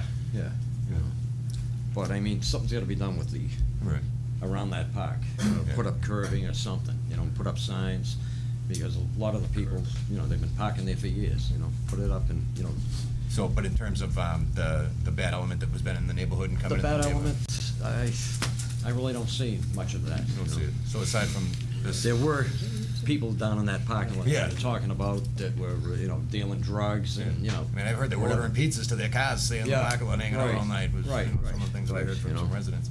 But I haven't seen that lately. So aside from the uptick in the enforcement in the parking over there and some of the communication issues that are going on, everything in the neighborhood seems to be going well? Seems to be all right, yeah. Excellent. Thank you very much. Police sir. combine, Point of they information, patrol, Mr. President. Point of information, Councilor Del Russo. Mr. President, I want to point out that this council on 2 occasions in the past 4 years has requested that the administration install curbing in the area of Brooks Park.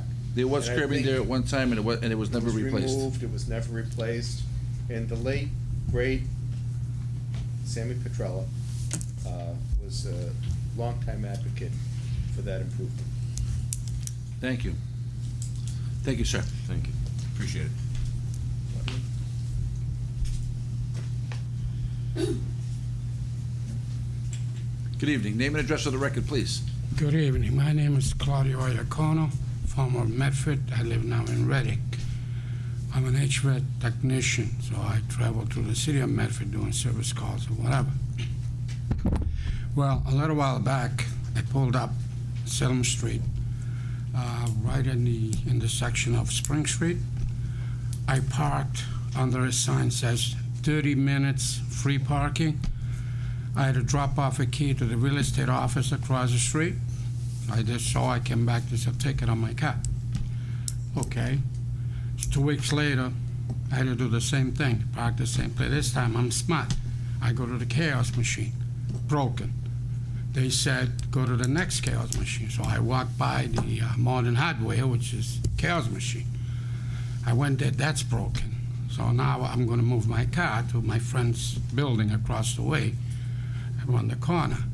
Go back there, there's a ticket on my car. Right, so I went up to the Main Street, which I used to live right up the street from there many years ago. I asked the attendant, I says, I want to appeal these tickets. She says, okay, it'll cost you $25 to appeal the ticket. So I give her $25 in cash. I got an application. I filled it all out. I haven't heard anything from it. But 3 weeks later, I got a notice. You either pay within 7 days or we suspend your license or your registration. So I went back. I said to the lady there, can I have my $25 back if I pay both tickets? She says, no. I said, you mean to tell me you took $25 from me for an appeal, and now you're not giving me the appeal, no, you're giving me my money back? She says, no. She says, unless you pay this, we're going to suspend your license. I said, who's your manager? So she gave me a phone number. I called her for a week, nothing. So I finally, I said to myself, forget it, give up. And then my friend there, John, we happened to have coffee, so he happened to mention about this. And there I am. I work in Medford a lot, quite a bit. And it's very, very difficult. I have a commercial vehicle that I do a service call, which in like 5 minutes, 10 minutes. Now, I had pictures. I showed this gentleman at the, what they call the parking place there, where it says 30 minutes free parking. I don't know what that means, because then I got smart. So I parked my car in my friend's parking lot, in the rear there on Salem Street.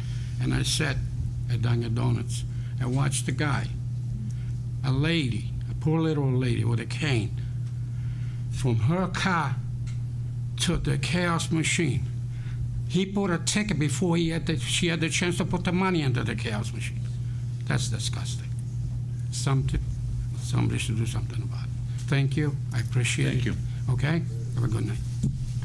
Councilor Knight, before you leave, sir. A couple questions for the gentleman. Sir? Before you leave, Councilor Knight has some questions for you. Oh, yeah. I was just wondering if you had the dates as to when these tickets were issued. A couple of months ago, I mean, I can get you the dates on the next meeting. I have all the paperwork. Yeah, shoot me an email. I'd like to be interested in taking a look at Just a that. couple, you know, like I said, in fact, it was a surprise visit.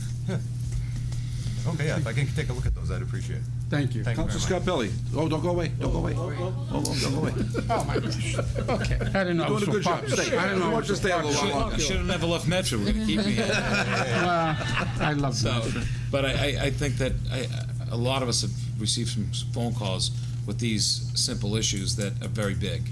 And I think this council has asked for meetings, and we've had meetings with the Republic Parking, or have they changed their names again? I don't- No, it's the Republic. So good. So the issues, I appreciate you coming up and talking about it, because we've had a lot of concerns with, I've had a person call that they got a ticket of 201 for blocking the sidewalk as they parked in the driveway. It's something that simple. So the understanding that our residents don't know what's going on and when it's going on is very important, that we meet again and really start pounding and putting some, you saw what had just happened when this council works together and putting restrictions in, things happen. So I appreciate you coming out and sharing that, because I think we need to do the same. So thank you very much. My pleasure. My pleasure. On that same point, Councilor Scarpelli's right, and I think it was probably 4 months back where we were inundated with complaints, and we did sit down with Republic Park, and maybe this was around the same time that you were Yes, getting the yeah. tickets, Yeah, about 4 or about 5 4 months ago, and they had a whole new changeover in staff that wasn't trained properly. So we did meet with the head of the company that's in charge of this area, and he did reassure us, and we cracked the whip, and so did we asked the mayor to do the same. And since then, the complaints that I've received have slowed down tremendously. But there was a time frame, a couple months span, where we were getting, a couple complaints a day, it seemed like, and it was just that the traffic was not trained properly, which they need to get a handle on if they have another turnover. So, Thank you. just letting you know, we did meet with the company. The only comments I have about this is, if the machine is broken, 2 machines are broken, and you have a picture of them, because these iPhones, best thing in the world, and you go up to someone in the office should say, okay, where did it happen, what happened, I'm going to send someone to fix it. But when you walk into that office, which 2 or 3 times, I have nothing to do with this. Why are you here if you have nothing to do with this? See the city councilor, and that's why I'm here. See the city council, see the mayor. Yep. I mean, the mayor's busy. She has a lot to do, City council is busy. Someone should be in that office that And can we're answer bored. these questions. We'll go after it now. So. Absolutely, absolutely. Mr. President? Vice President Marks. Just a quick question, so I understand. You paid the $25 to have a hearing. Yes. Then you decided to pay the tickets, and you didn't want the hearing. No, that's wrong. He was denied. I was not denied. I was never notified about the hearing. My next notification was, if I don't pay $45 within 7 days, I would have my license pulled away and my registration pulled away. But you never had a hearing. And they never give me the money back. Mr. President. Mr. President, we should also request, Mr. President, that this gentleman get his money back, first of all. The $25 is for a hearing, if he never had a hearing. If you can get me the information, I will. I would be happy to. Okay, I That's will. my council as well, too. I will, absolutely. And If you can give it to secondly, Ray will give it to me. I will, yes, I know. I It's see my Ray understanding, doing Mr. that. President, when these kiosks are not working, that they get an electronic message to the main office. So Yes. they know when these machines aren't working. So it's not even a matter of them going out or having a resident say they're not working. They know when they're malfunctioning. And they should be out there immediately servicing these machines, so residents don't have to walk, 30, 40, 50 yards to get another kiosk, which is unacceptable in my opinion. So if we can make that part of the report, too, Yes. Mr. President, what is the turnaround once they get notified of a kiosk that's not, that's malfunctioning? And please give that to Ray, let Ray give it to me, I appreciate it. Absolutely. Yeah. All set? It almost sounds like the gentleman received 2 tickets, right? You received one ticket, 2, 3.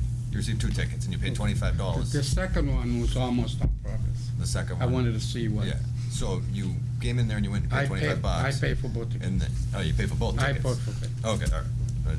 It's because it almost sounded like you paid for one, but not the other. No, no, When no, you I went in paid- there, I- you appealed one and paid for one, was the No. way it was kind of Plus, I sounded paid like to me. $25 for the appeal, and never got the money back. All set? Thank you. Thank you. Have a good night. Good luck. Thank you. Motion to receive and place on file, Mr. President. Mr. Scarpa has not completed his, he has one more thing to read. Real quick, Freddie, real quick. Brianna, I'm gonna blow your meeting out of the water that you had with Republic. July 15th, a resident at Yale Street purchased a vehicle where, no, he didn't purchase a vehicle, he changed his plates from one state to our state. Got his plates that day, put them on. At night, he got a ticket for an expired inspection sticker. Now, when you have new plates going on your vehicle, you have 7 days to get your vehicle inspected. Now, for what reason that they give these tickets out without knowing, or I don't know if they have a program that they can reach into the registry to be able to see if these, what the situation is. I mean, they shouldn't be just going and giving a ticket for an expired inspection sticker unless they know for sure that there's a valid reason to give that inspection sticker, a ticket. So this is what happened, is that he, like I say, he purchased the new plates.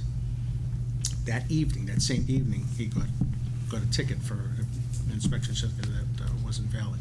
And like I say, he has 10 days to get that sticker. So, of course, that cost him.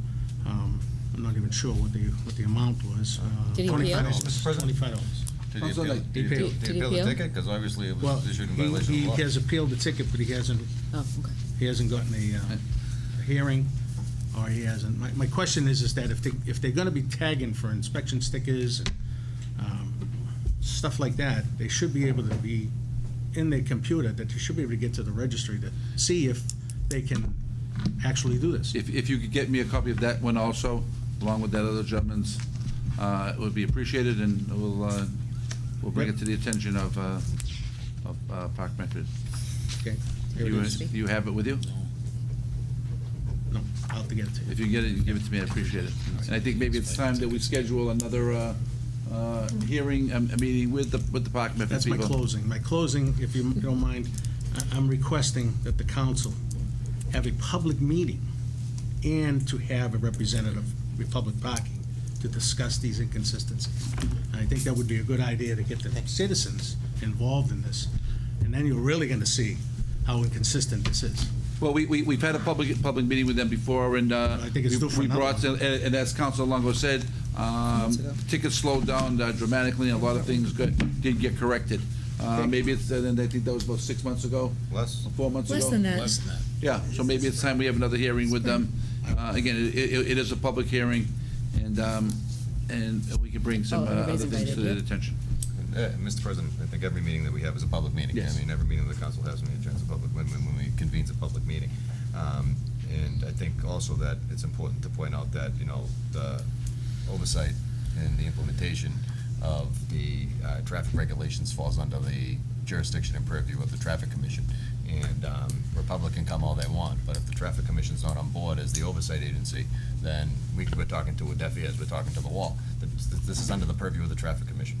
This is something the Traffic Commission establishes. They've contracted out with an entity for parking management purposes, and the purposes of the contract is to enforce the existing parking ordinances that are constructed through the Traffic and Parking Commission. So I think that if we're gonna do anything, that should be important that they're involved as well, Mr. President. And I can totally understand that. However, also looking at this thing on a citywide basis, there are inconsistencies, there's no question about it, but I think that we need to come up with a better solution than, I have this ticket happened on this day at this place, this guy did this at this place, that approach doesn't really bring us to a solution, Mr. President, and I think we need to come up with some solutions as to what it is that we need to do.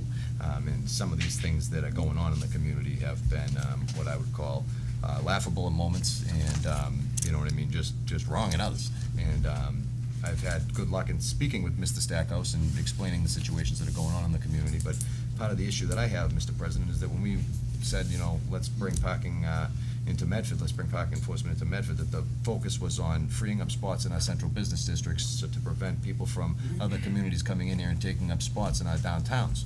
And it's expanded upon that. And I was a little bit more comfortable when the focus was on our business districts, not in our neighborhoods, not on streets that are dead ends, not on streets that, have had families living on these streets for 30 and 40 years, like Sylvia Road, where they have individuals that have a system of how they park because they've all lived together and they're good neighbors and they know what's going on. So they might block a driveway, or they might park with two tires up on the curb so that cars can get by. Now, the gentleman on Brooks Park rather spoke about a commercial vehicle where the guy lives on Sylvia Road. Well, that vehicle's off of Sylvia Road. Why was it off Sylvia Road? Because the neighbors went to him and said, you can't park your car here. It's a commercial plate. We can't get up and down the street. And they policed themselves, and they've been able to do that successfully for a number of years. And we're coming into a situation now where I think Park Medford's focus is leaving the business districts and coming more towards the residential neighborhoods. And we need to really realign and refocus the direction that they're going in, because I don't think it's making the residents' quality of life any better. And I don't think that it's really meeting the objective and goal that was stated when they first came out. So I appreciate you taking the time to come up here, Mr. Scoffel, and the work they put into doing it and investigating. Thank you. Thank you.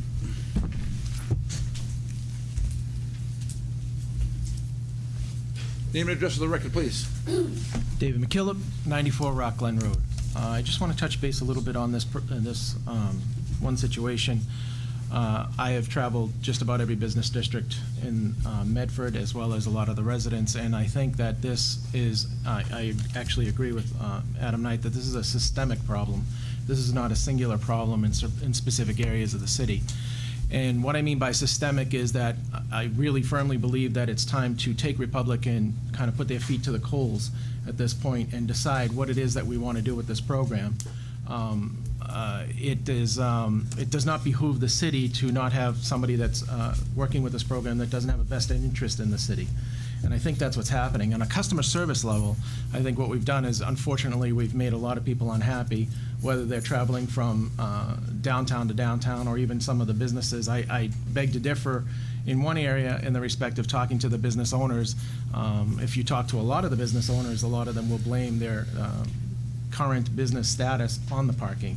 And perceptions are realities. When someone's perception is that their business is down, that's their reality. And I think we have to take that into consideration. Number two, what we've also done in creating this situation, again going back to Adam's, Councilor Knight's point, is that we've actually forced, yes, there are extra parking spaces in the downtowns, but we've forced those commuters into the neighborhoods, even further in, deeper in. So it really hasn't helped, it's actually hurt tremendously. So it's either we put Republic on notice and let them know that this contract is not a contract that we're all excited about anymore, that we need to kind of put their feet to the fire and make something happen for the downtown communities, for the citizens, and allow them to be able to go in and out of their downtowns feeling good about what they want to accomplish. The kiosks, my personal opinion, do not work in downtowns. They just don't work. They're better in parking lots and the garages, but they're certainly not good on downtown streets. That's just my opinion, and I think it's time. I actually feel bad that the city council has to address all of these issues when it actually should be an in-house program for the city, created by the city, controlled by the city, not another outside entity. Thank you. Name and address for the record, please. Good evening. Joe Villione, 59 Garfield Ave, Medford, Mass. When Republic Parking first came in, I did a videotape to bring it to the attention of the public, and it never got on TV. Tonight, an elected official allegedly is parked in a fire lane, so I told Roy Belson, if our elected officials are going to flagrantly violate the rules, why should the citizens pay for parking? It's a sin, it's a shame, and that individual should not be reelected. Thank you. Motion to receive and place on file, Mr. President. Motion by Councilor Delarusso to receive and place on file, seconded by Councilor Falco. All those in favor? Aye. Motion passes. 17-606, petition for a sign denial reversal by Pastor Exeter February for Evangelical Haitians Church of Somerville, 400 High Street, Medford, OCD number 2017-4. Sign exceeds allowable space. I don't want that. Allowable space size. Is the petitioner here? Yes.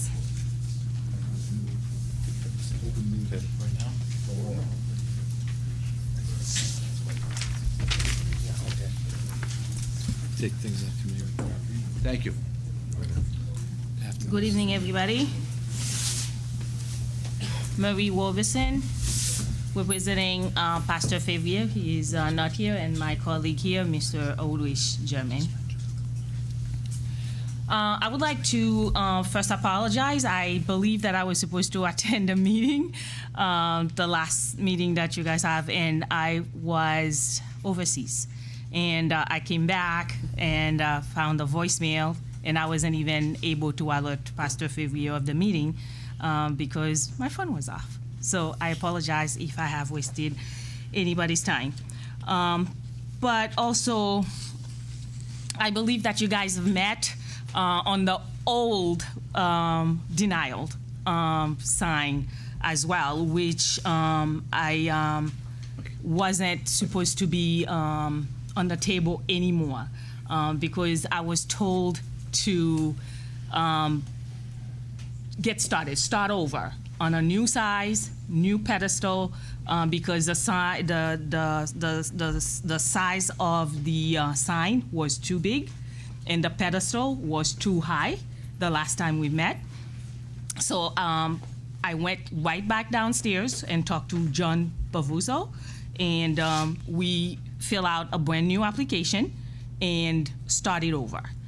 So I was waiting to hear from the city on either an approval or denial of that second application. So I haven't heard from I didn't hear from anyone. So we were just waiting to hear. So when I came back from vacation, I went back downstairs and find out, well, we had a denial the whole time. They just never told the church about it. So that's the second application that you guys have right now, the second denial that you guys have on the second size. As you can see, the pedestal of the new sign is way down to the floor. It come from 3.6 inches to way down to 1 inch, and I believe that was one of the concern. The size went down from 5x8 to 4x8. Point of information, if I can, the big issue was it was 11 feet. Yes. You remember, it wasn't Yes. any inches. The sign was 5x8, which Yes. I think wasn't something that we had questioned about. The question we Yes. had that you had it rose to 11 feet. Yes. So right. Yes. So now it's back down to the ground 5x8. Yes. Thank you. Do you have anything else to state? That's it. I'm sorry, was I talking too much? No, no. Okay. No. We're here to listen. Okay, no, I'm done. Councilor Knight. Mr. President, thank you very much, and thank you very much for your patience going through the process. I know it can be a confusing and daunting task sometimes to get involved in government when you're not familiar with it. Yeah, ultimately, the sign was 11 feet tall when it was brought forward. They had a rendering of a gentleman that said he was 6 feet tall, and next to the guy, there was a sign that went way over his head. So we all had a number of concerns about that. And it's at the location of the church right next to the Brook School, so there was some concerns about sight lines and visibility and whether or not it was going to impact pedestrians and cars driving up the street and so forth. I think, in our discussions, we said that we're not really opposed to the sign being 5x8, but based upon the rendering that we have here, we need some confirmation and some assurances that, you know what I mean, it's going to be a little different. So Sure. This is something that I've been waiting to hear at the council floor since you came in for your first application. We went through the subcommittee process, and the subcommittee did a great job on it. And I certainly don't have a problem supporting the sign this evening, and I'll move for approval, Mr. President. I second that. Motion on the floor for approval No. Second? by Council Knight, seconded by motion by Council Scarpelli, seconded by Councilor Knight. I just have one question. This is not internally illuminated? This is not illuminated, right? It is an illuminated sign. It is illuminated? Yes. It always has been. I retract that. Okay, I don't recall, I don't see it in the fonts, logos right now. It doesn't state it in the, It is if you look in the application. okay, because what you gave to us doesn't state that it's illuminated. Mm-hmm. So the application doesn't come before us. That was PVC with denied. internal lighting. Yep.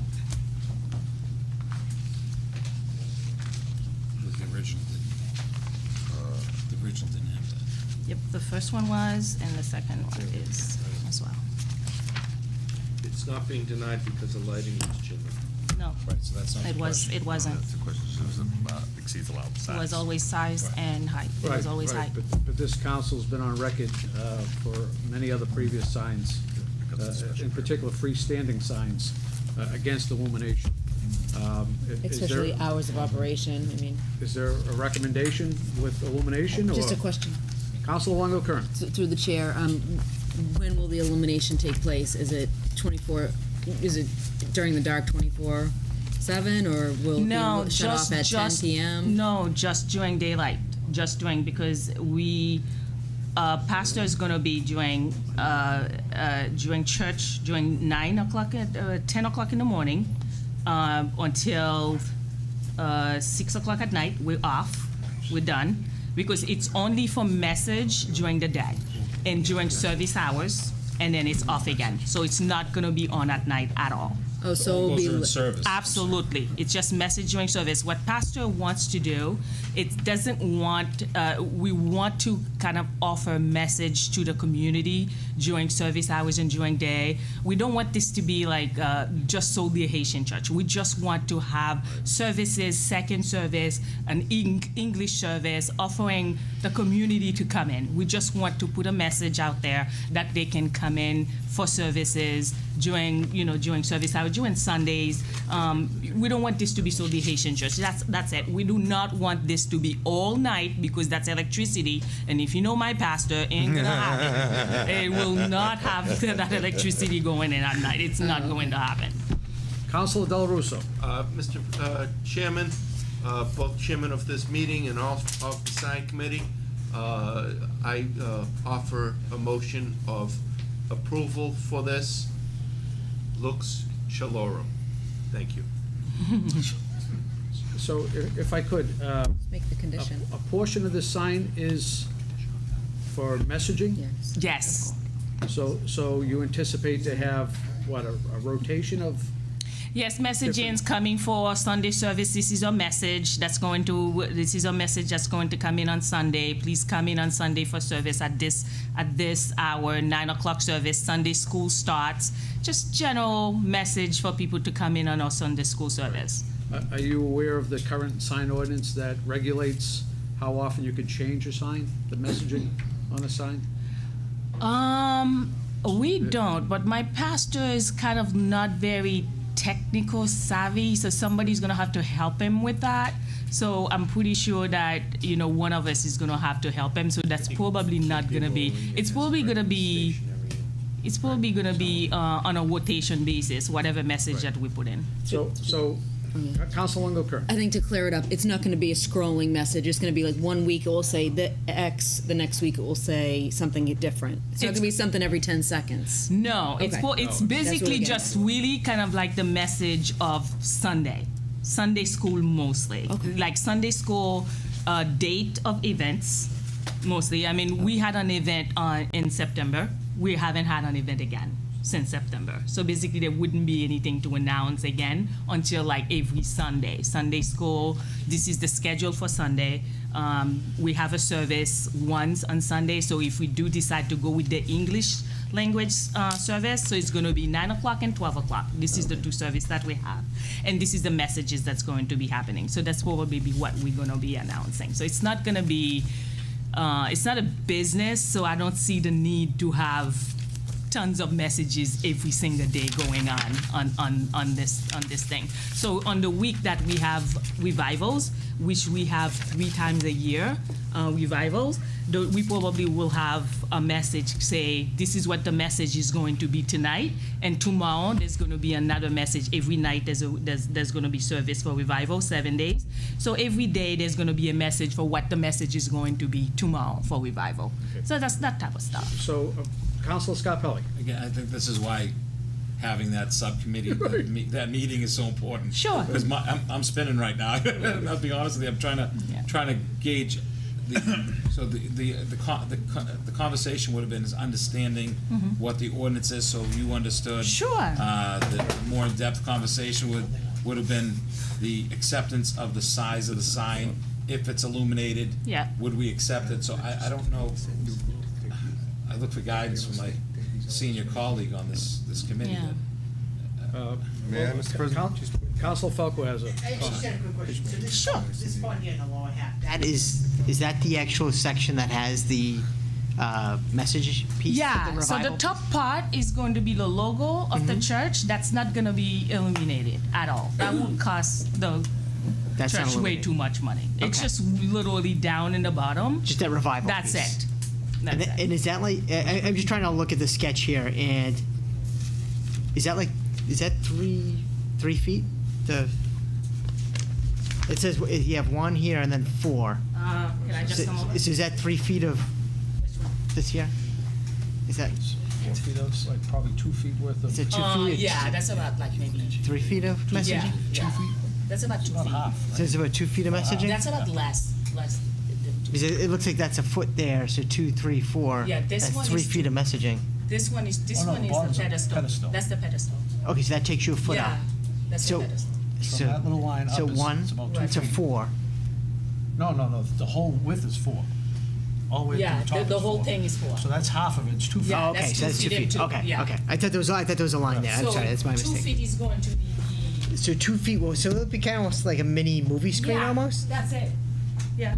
No. No, because if you you know, It's that's actually it's that's 4. graphics. That's Oh, yeah. Yeah. Oh, yeah. it could be, any The type of top graphic. part of it is going to be the could be logo, on and there. then it's going to be the Evangelical Haitian Church. So that's just Right. basically paper. Right.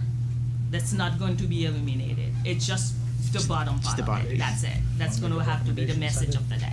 I mean, council and I might have a resolution, but I think that maybe that's what I'm leaning for. Council Knight. I personally, Mr. President, have lived next to churches and across from churches with my address on High Street, where I have 2 churches that are right next to me, and neither church has one church has a sign and one church doesn't. The church that has the sign that's not in it's in nonconformity with our sign ordinance always has message posted on. The church that doesn't have a sign instead puts 2 stakes out there and it puts a banner out there, and they change the banner from time to time, and it looks awful. It looks absolutely terrible. It's an eyesore to the neighborhood, really. And I think that, this isn't going to be harmful, provided that we can put some restrictions on it. It's a special permit request. They're asking us to issue a special permit, and we have some concerns about internal illumination. I'm assuming that the concerns that my councilors have about internal illumination are that they don't want it lighting up the sky at night. So we can put restrictions on it, 8 o'clock, 9 o'clock, 10 o'clock, whatever it is that we feel comfortable. And we can also put restrictions on it if we approve the sign to say that they won't hang any banners or any other type of materials in the front lawn. So ultimately, we'll have a clean, crisp look. It may be a little bit bigger than we're used to, but at least we're still protecting the quality of life in the neighborhood, because I think a big sign that's lit up, that's controlled in the certain hours that it's controlled to be lighting up, is much better for the neighborhood than 2 posts that are stuck up there with an old sign that's hanging down the middle, and then it gets changed every 3 days, and it flaps in the wind, and it looks terrible. So I'm inclined this evening, Mr. President, to support the petition as filed. However, I know that my colleagues have concerns, and I want to be a part of coming up with a solution that we can all have by putting our heads together. And I think that putting restrictions on the application would probably be a solution that could kind of satisfy everybody behind the rail. My recommendation as chairman of the committee would be, because it's a freestanding sign, because it's internally illuminated, because it involves movement, I think it merits a subcommittee meeting. We can get one within the next week and a half, 2 weeks, very soon. We had one already that I know you were out of town and could attend. So that would be my recommendation to this body, that we meet in subcommittee just to iron out and put forward the best proposal. Yeah, I too, I wouldn't, I just think, I concur with Council Knight putting some restrictions, but I think that has to be done in subcommittee. So again, I support the subcommittee, moving this to subcommittee and doing it relatively soon. I know that we're so we can move pretty quickly, but I think we need that. Thank you. Mr. President, I withdraw my motion for approval and second the motion that this be sent to the subcommittee on signs, etc. I no longer have a second. Second. I no longer have a second. Seconded by Councilor Scarpelli. All in favor? Aye. Mr. Opposed? President, please mark me in opposition. Are you still chairing? Yes. He's still chairman. Councilor Knight in opposition. This will be sent to the subcommittee on signs, economic development and signs within the next week or so. You'll get notice from the city clerk, Ed Finn. Thank you for your patience. Hey, Mr. Chair? Thank you. If we can, I don't know if we're still in suspension of the rules, but. We are still in suspension of the If we can rules. go to paper in the committee to have our friends from Wegmans, if we can, call them up. Yeah, yeah. You wanna Oh, report- for the report sign. it out? Yeah, report it out if we can, please. Yes, we can. Council Scott, Council Marks, Chairman of that committee? Mr. Chairman was, Sorry. Chairman was absent. Chairman, Mr. Council Scott Pelley, if you could report that out, please? I did, I sat as chair in that subcommittee prior to our meeting. And if we can, point me in the right direction. Yeah, you see that? The Wegman sign, it's not on here. It's. Apologize. It was tabled. Subcommittee was Yeah, subcommittee. tabled. we took up, It's up here on mine. We took up the sign. The issue was for the liquor, wine, and. Wine, liquor, and beer sign. Wine, liquor, and beer sign that was tabled and moved to subcommittee. We voted in favor to move that paper forward in approval, so. Second. Now, we, open it to the floor. I second that. Okay. On the motion, to accept the committee report. accepted by Council Scott Pelley, seconded by Council Longo Kern. All those in favor? Aye. Motion passes. Is the paper on the committee, is the paper come off the floor? Did the paper come off the floor to approve it? We just adopted it. We just adopted it? Yes. Part of the committee report. Motion to revert back. 17,573. Yep. You kept I the think committee. that's mine. Yes, 75, they kept in committee. Motion by Council Del Russo to revert back to regular business. Aye. All in favor, aye. Okay. Get back there. 17,595. Offered by Councilor Knight, be it resolved that the administration provide the following to the council. 1, a list of all C-Click Fix complaints made regarding the operation of Stone and Skillet located at 186 Winthrop Street. 2, a list of all complaints made to the code enforcement officer made regarding the operation of Stone and Skillet located at 186 Winthrop Street.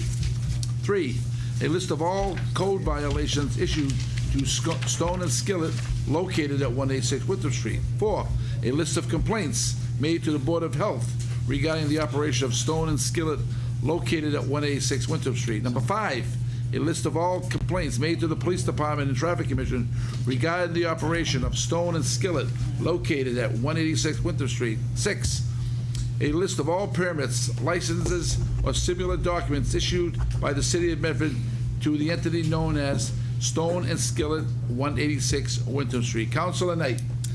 He's actually. approval, Mr. No, table it and allow him to speak when he gets back. When he gets back. Okay, if we could table that till Council Knight gets back.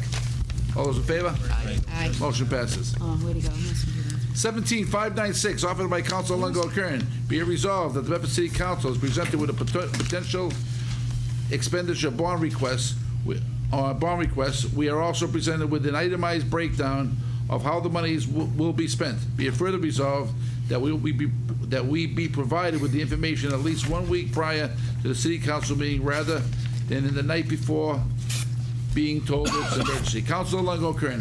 Thank you, President Carviello. This sparked off of our July meeting. I believe we were here about 5-ish in the evening, and our meeting went till about 12:30 in the morning.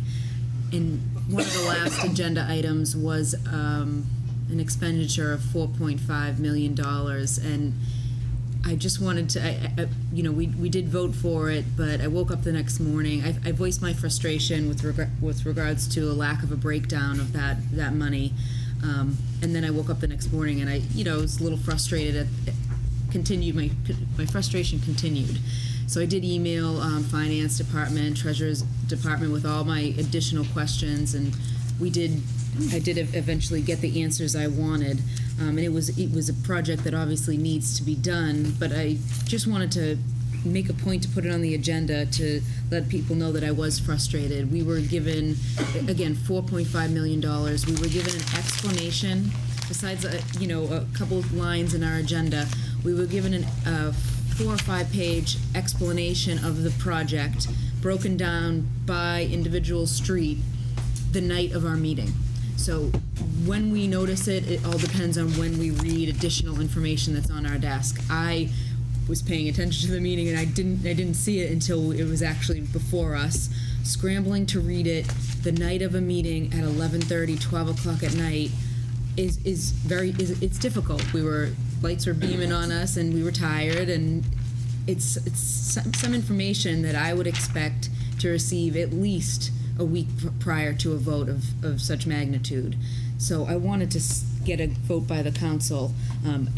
To continue with that, the explanation didn't have a breakdown of the money. It was broken down 2 different ways how we were gonna get the money, but it wasn't broken down by street. Thankfully, I got it the next day, but I would just like to request that the administration provides us. We always talk about transparency. I just would like that we be provided information on expenditures a week prior to the meeting.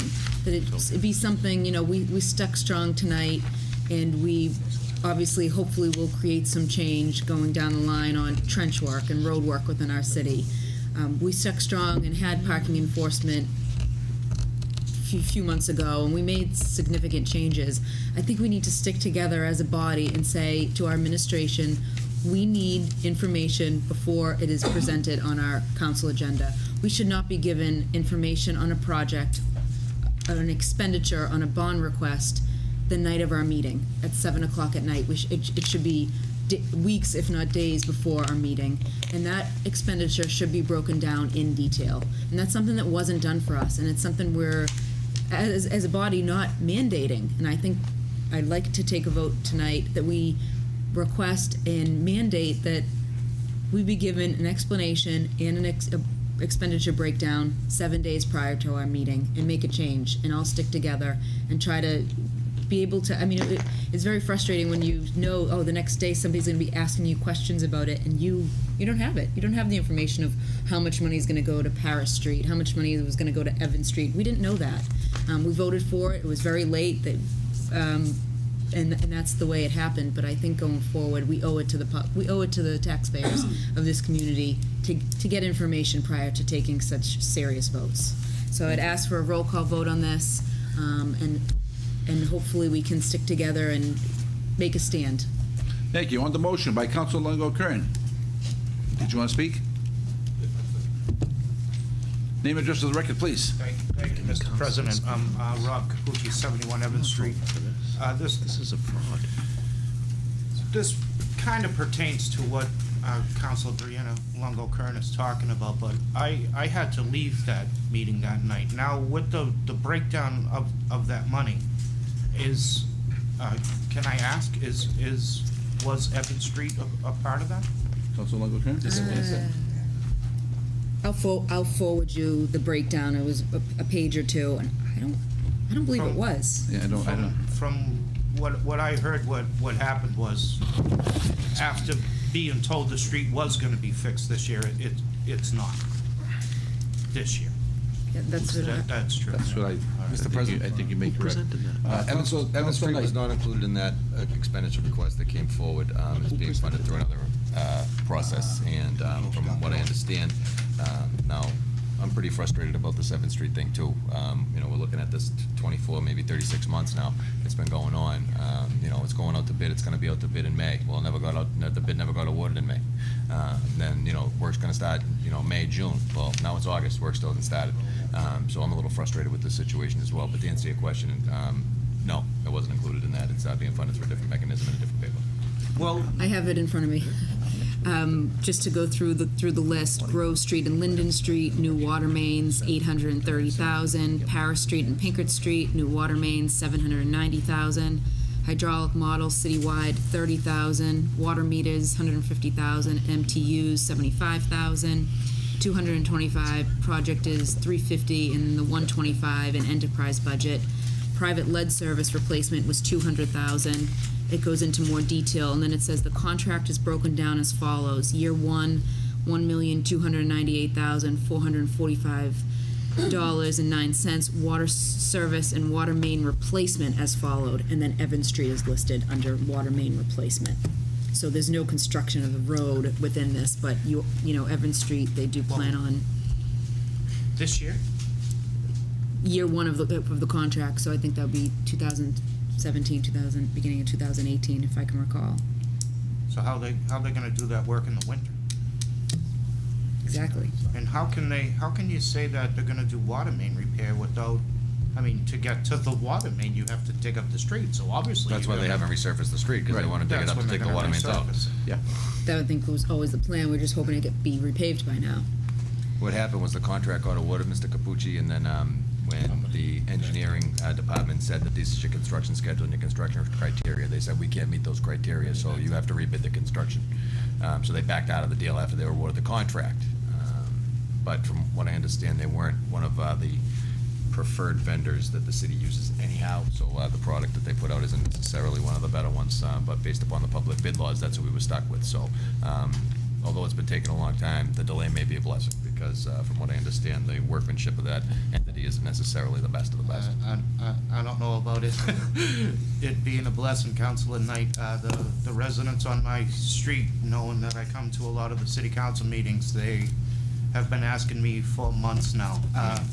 Mr. Capucci, I'm in full agreement with the residents in your street that know that I come to a lot of city council meetings too, call me and say the same thing. Right, I do not hold this council accountable for the street and road repair on Medford Street pertaining to this year. It's been decades since the street has been serviced. I speak tonight in favor of Councilor Longo-Kern's resolution to have the specificities on future appropriations outlined, because the administration put out, a letter that in good faith these councilors looked at and then notified the residents on my street, who for years have been wanting Evans Street to be fixed. And I think it was appropriate for you to do so. But then along the chain of departments that it has to go through, the engineer's office, the purchaser's office, then out for bids, then back to the mayor to choose the bids. It was a serious ball dropped. I wish the residents on my street weren't told that it was gonna be done in May, but I hope that you stand resolved to hold whatever administration is in power to, doing simple things like street and road repair, especially when it's gone for decades neglected. In a city that, through different accounts, I mean, I sat through all the subcommittee meetings on the budget, and I see how expenditures not paid get thrown back into the general fund, to where it's now ballooned into tens of millions of dollars. And to tell any resident, the people that came up before, on Brookers or curbs, or go up Adams Street on the hillside, go on any street up in the heights, for this city to be sitting on so much money in simple things like road repairs aren't being done. It's a little disheartening, for lack of a better term. I hope that you all vote in the affirmative on Councilor Brianna Longo's current excellent resolution tonight. Thank you. Thank you. Name and address of the record, please. David McKillop, 94 Rock Glen Road.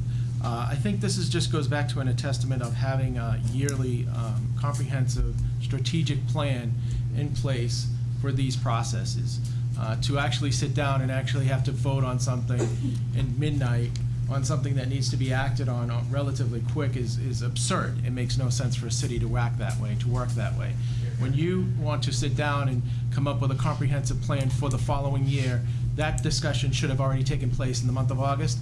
It should already be ready for it the following year as to what we are going to do as a city and what actions we are going to take and what monies we need to do that. That is a proactive plan. And I think that, Councilor Cohen's suggestion to at least have 7 days is admirable, but I think it really has to be something that the council should really come together on team spirit-wise and say, hey, from this point on, we will not accept anything that isn't a comprehensive plan that gives the city and the budget enough time to plan for this and move forward and feel comfortable that it can be done and can be done on a timely basis so the citizens can feel good about the projects that are in front of them. Thank you. Thank you. Thank you. On the motion by Councilor Longo Kern. Through the chair, just my last vote, my last point, I do ask for the support on this. Having been frustrated and emailed the administration the next day, I received a detailed breakdown by I think it was 1:05 p.m. So there's no reason why we shouldn't be provided a breakdown of expenditures prior to our meeting. I just think it's a lack of respect, and I think that needs to change. Thank you. On the motion by Councilor Longo Kern. Mr. President, if I could? Vice President Marks. Thank you, Mr. President. I feel my council colleagues' frustration because this is something that's not new. This has been happening for years, that either this administration or the previous administration would present expenditures to us with no supporting documentation, and either the council may or may not support it. And in my opinion, I know what you're trying to get at through this resolution, but all it is a request. Madam Mayor, will you please give us supporting documentation when you ask for expenditure? Now, she could say, okay, I'll take that under advisement. The bigger issue that we have as a council is our council rules. We have a council rule that states any request of expenditure only needs one member of the city council to stand up and say, you know what, I want this tabled. You don't need a vote of the council. It's one member of the city council saying, I need this tabled, and it gets tabled automatically. And that's our check and balance. So when something's presented to us and you feel there's not enough information, you evoke the council rule that would request that it be laid on the table. And there's no vote on it. It's automatic. So I would state that, we do have options out there, and a request to the mayor now is great, and if the mayor starts adhering to that, super. But I wouldn't put all my eggs in that basket. I think we as a council have to use the remedies that we have, and one of them is our own council rules. So I would highly recommend to my council colleagues that if there is expenditure and you feel that there's not an appropriate amount of time or information, that rule be evoked and automatically it gets laid at least for 1 week so we can get additional documentation. I will support the paper tonight in principle, but I really don't think it has any teeth. But I'll support it in principle. Thank you, Mr. Vice President. Councilor Del Russo. I agree with Councilor Marks on the matter. In fact, with the way the resolution is written, I don't even know who it's addressed to. So, thank you, Mr. President. Thank you. On the Councilor Knight. I think Councilor Marks is on the right track, Mr. President. I think it's, our council rules can dictate whether or not this is something that we can handle ourselves without having to make a request to the mayor. Also, if we look in our council rules, it says every ordinance and every order for a bond issue shall before its passage be referred to the solicitor, who shall forthwith examine its legality and respond back to the council in writing thereof. Rule 22.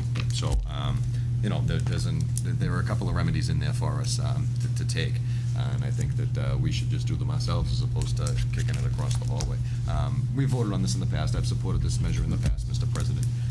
Some of the frustrations that my councilors share, I don't see as much of. I have a strong working relationship with the administration, past and present. I pick up the phone when I get my agenda and I talk about issues that I have questions on. But maybe that some people don't have that type of access. I don't know. I do the best I can to get the information and be prepared for the meeting. But I think that our council rules could really dictate what direction that we can go in and how we can police this ourselves as opposed to relying on someone else to do it. But it's something I've supported in the past. I certainly have. But this evening I won't be. Thank you, Councilor Knight. On the motion on the motion by Councilor Longo Knight, by Councilor Longo Kern, it's getting late. By Councilor Longo Kern, seconded by Councilor Del Russo.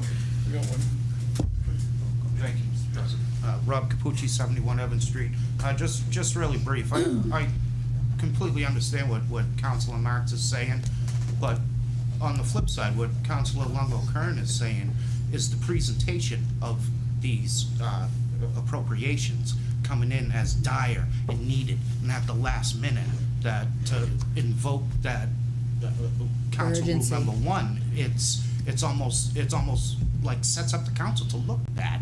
I think it's Point of information, may Mr. not. President? Point of may not information, have- Councilor Knight. Quite frankly, the item doesn't have to make the agenda if we don't have the information that we need.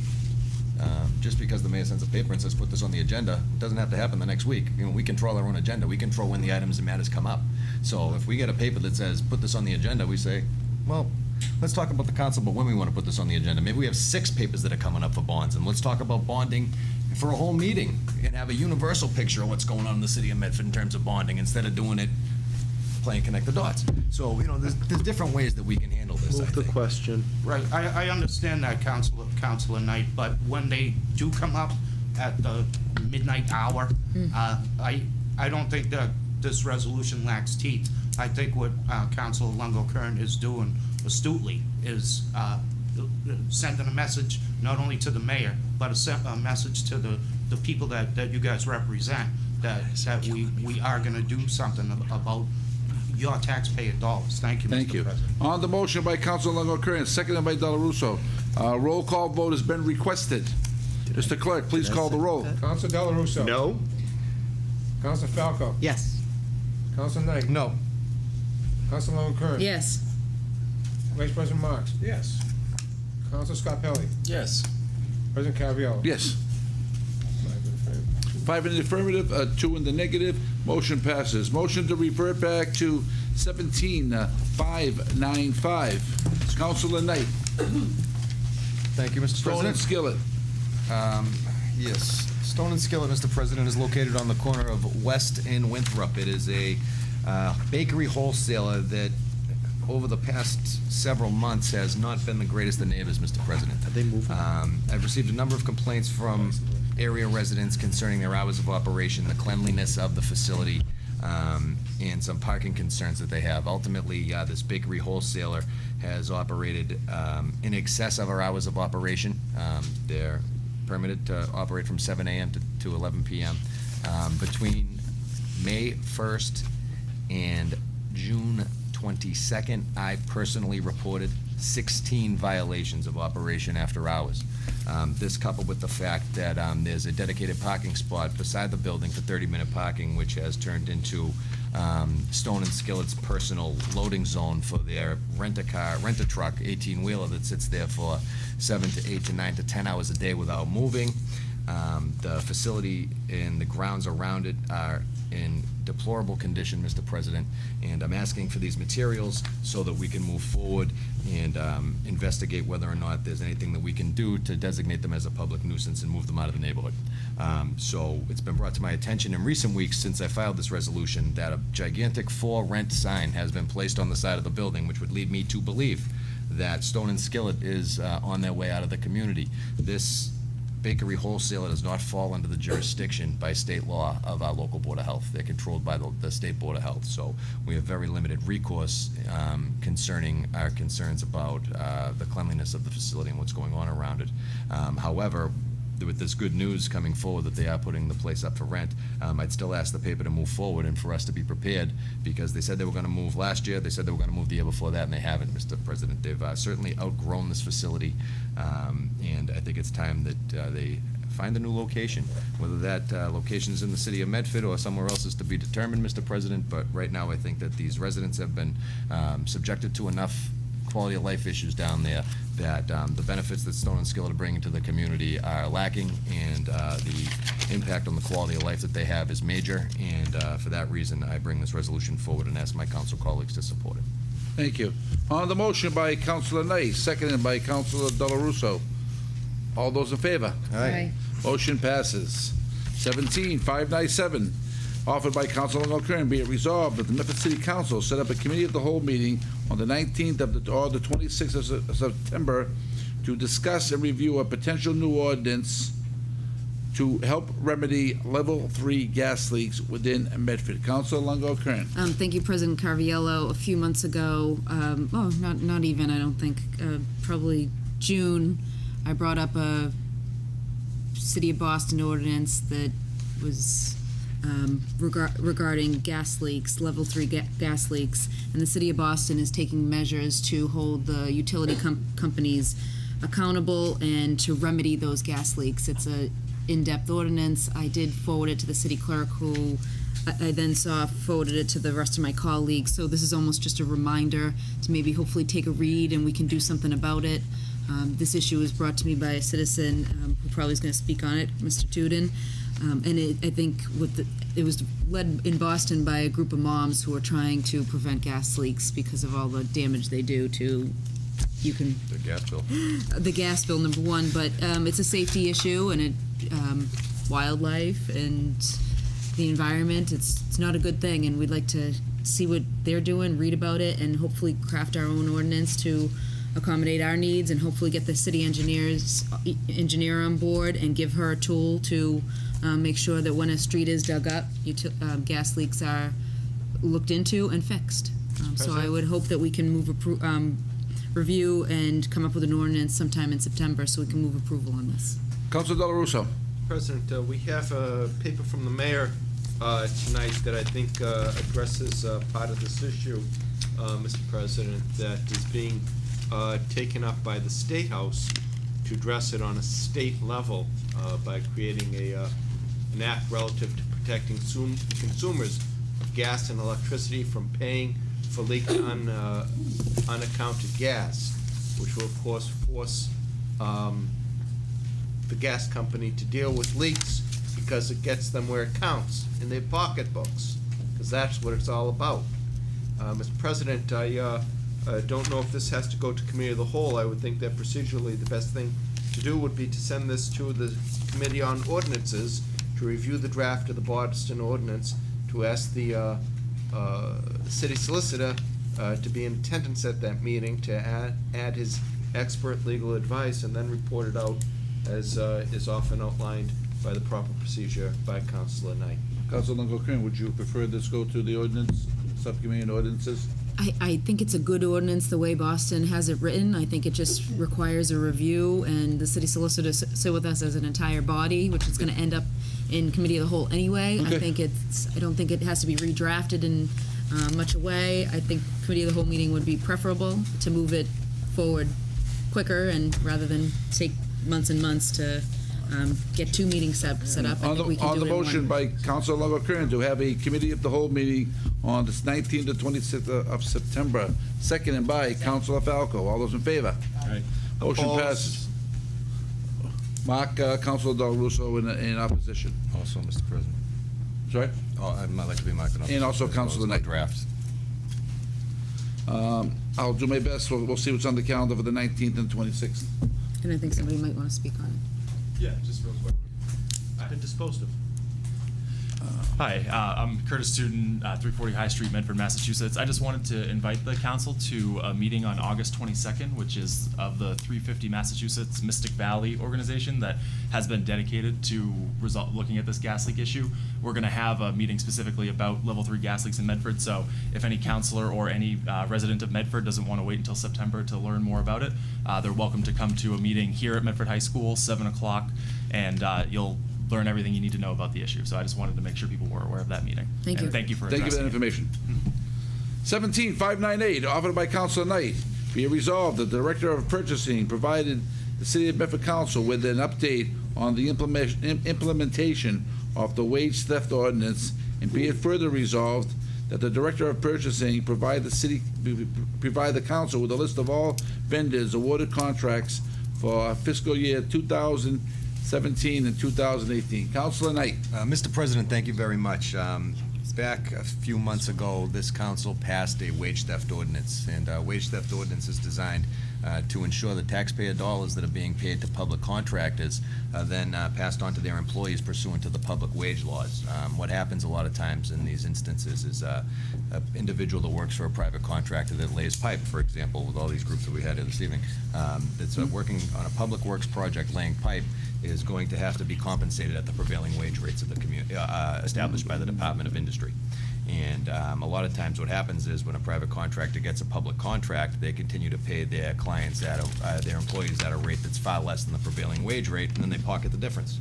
And the laws are clear in what they call for. They call for individuals working on a public work project to be compensated at the prevailing wage rate. Taxpayer dollars are being funneled away from workers and being funneled into the pockets of profiteers. So we passed the wage theft ordinance, Mr. President. Part of the wage theft ordinance called for the city to examine whether or not any of the existing contracts have been included on the disbarment list at the Attorney General's office or found in violation of any wage and hour laws that are established at the state and federal levels.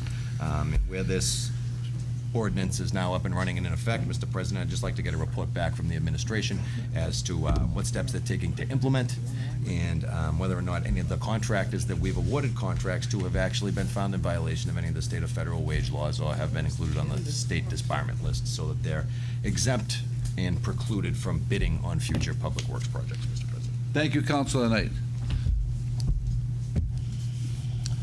Name and address of the record, please. David McKillop, 94 Rock Glen Road. My question to Councilor Knight is, does this also include, in the initial part of it, when they actually put the bid out, they usually put in a labor amount. That labor amount could be ballooned in the respect of an hourly versus an hourly wage.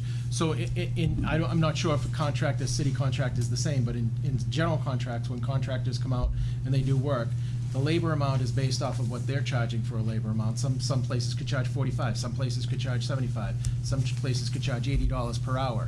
It's irrelevant to actually what they're paying the employees. Does that also encompass that?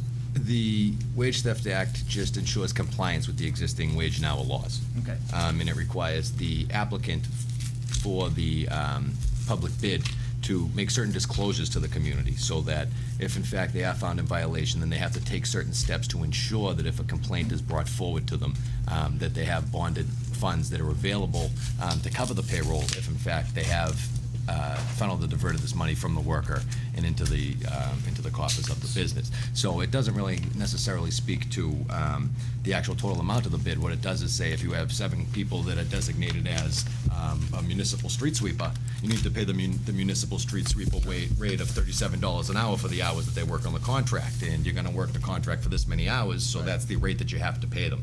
And the rate's established by state law, by the Department So of Labor and that Industry. protects the actual employee. That protects the employee It does from not having their wage. protect the city from a ballooned rate.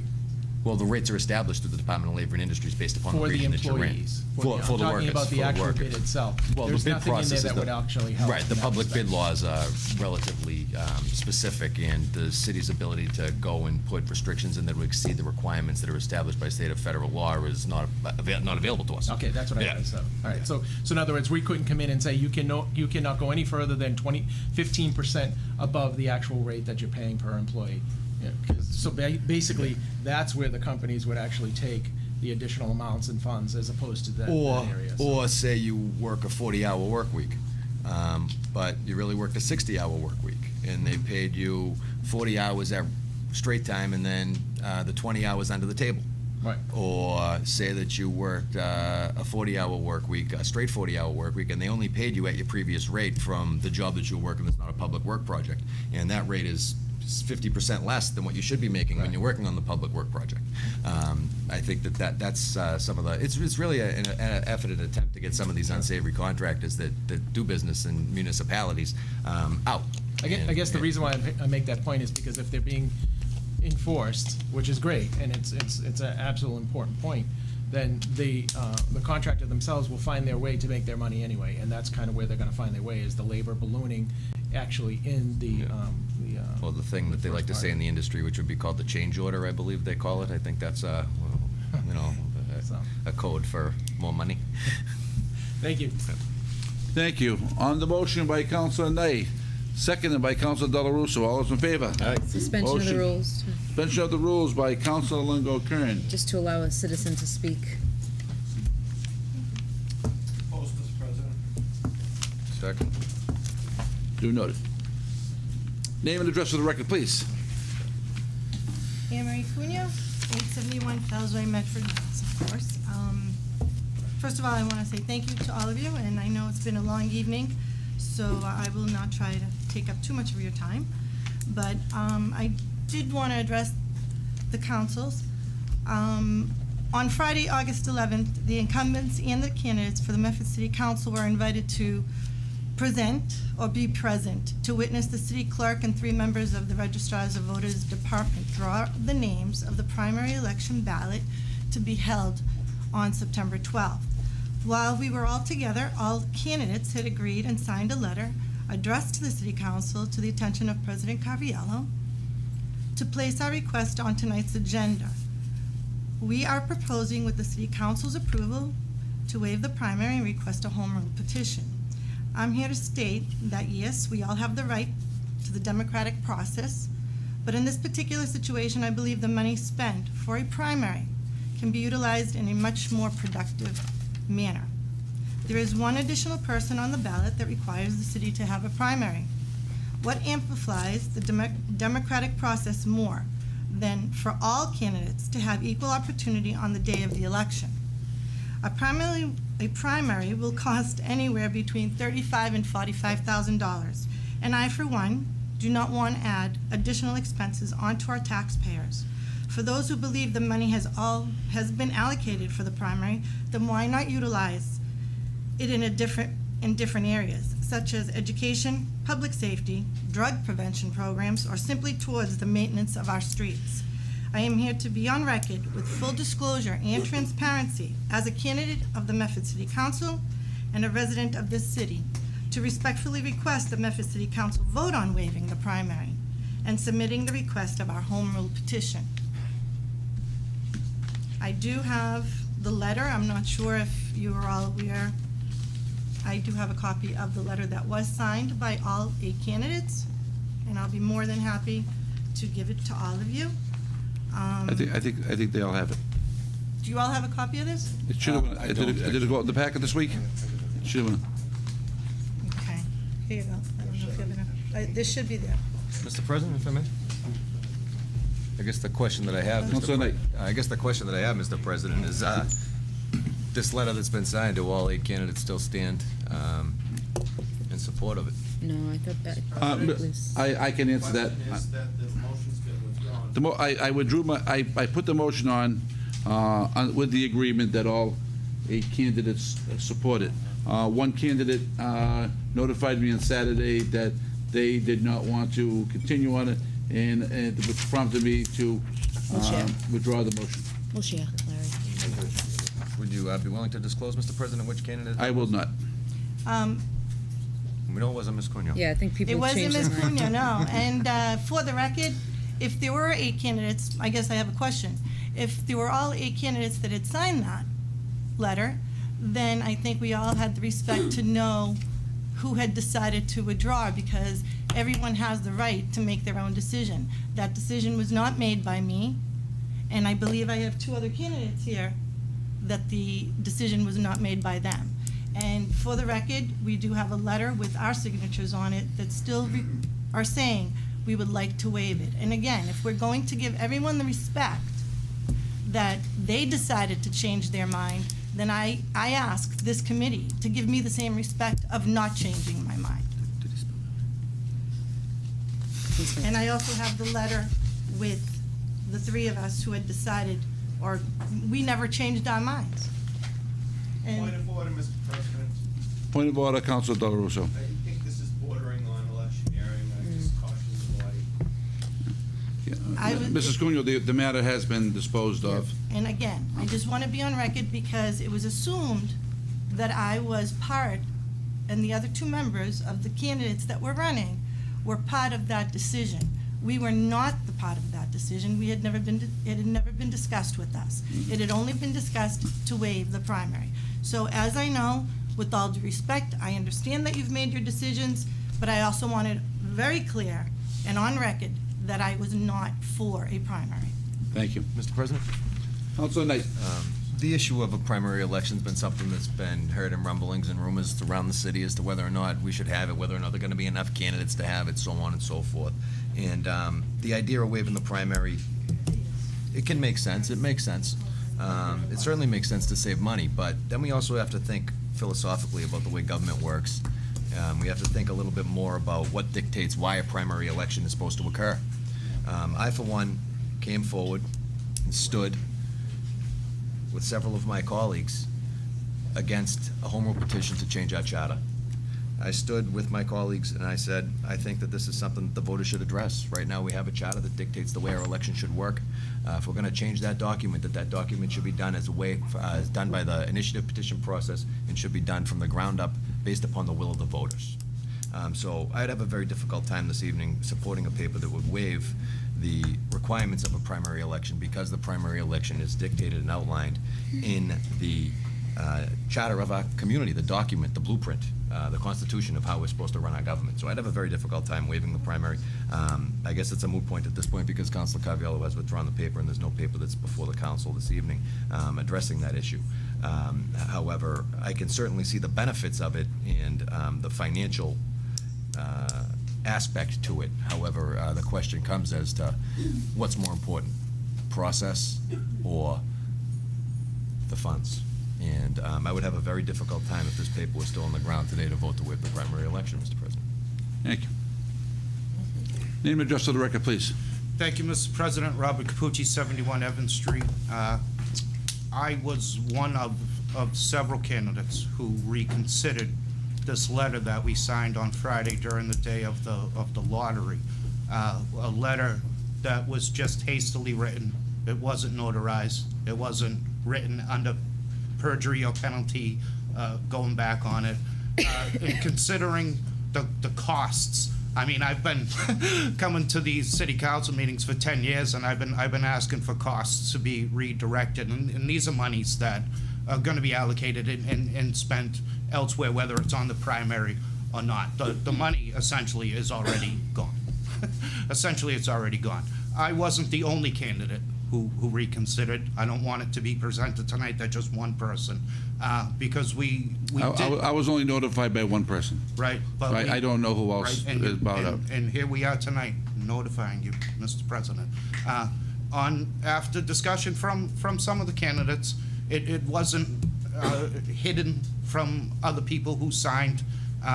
It was presented that way. But with all due respect, the prior speaker was texted on Saturday and informed that. I don't know.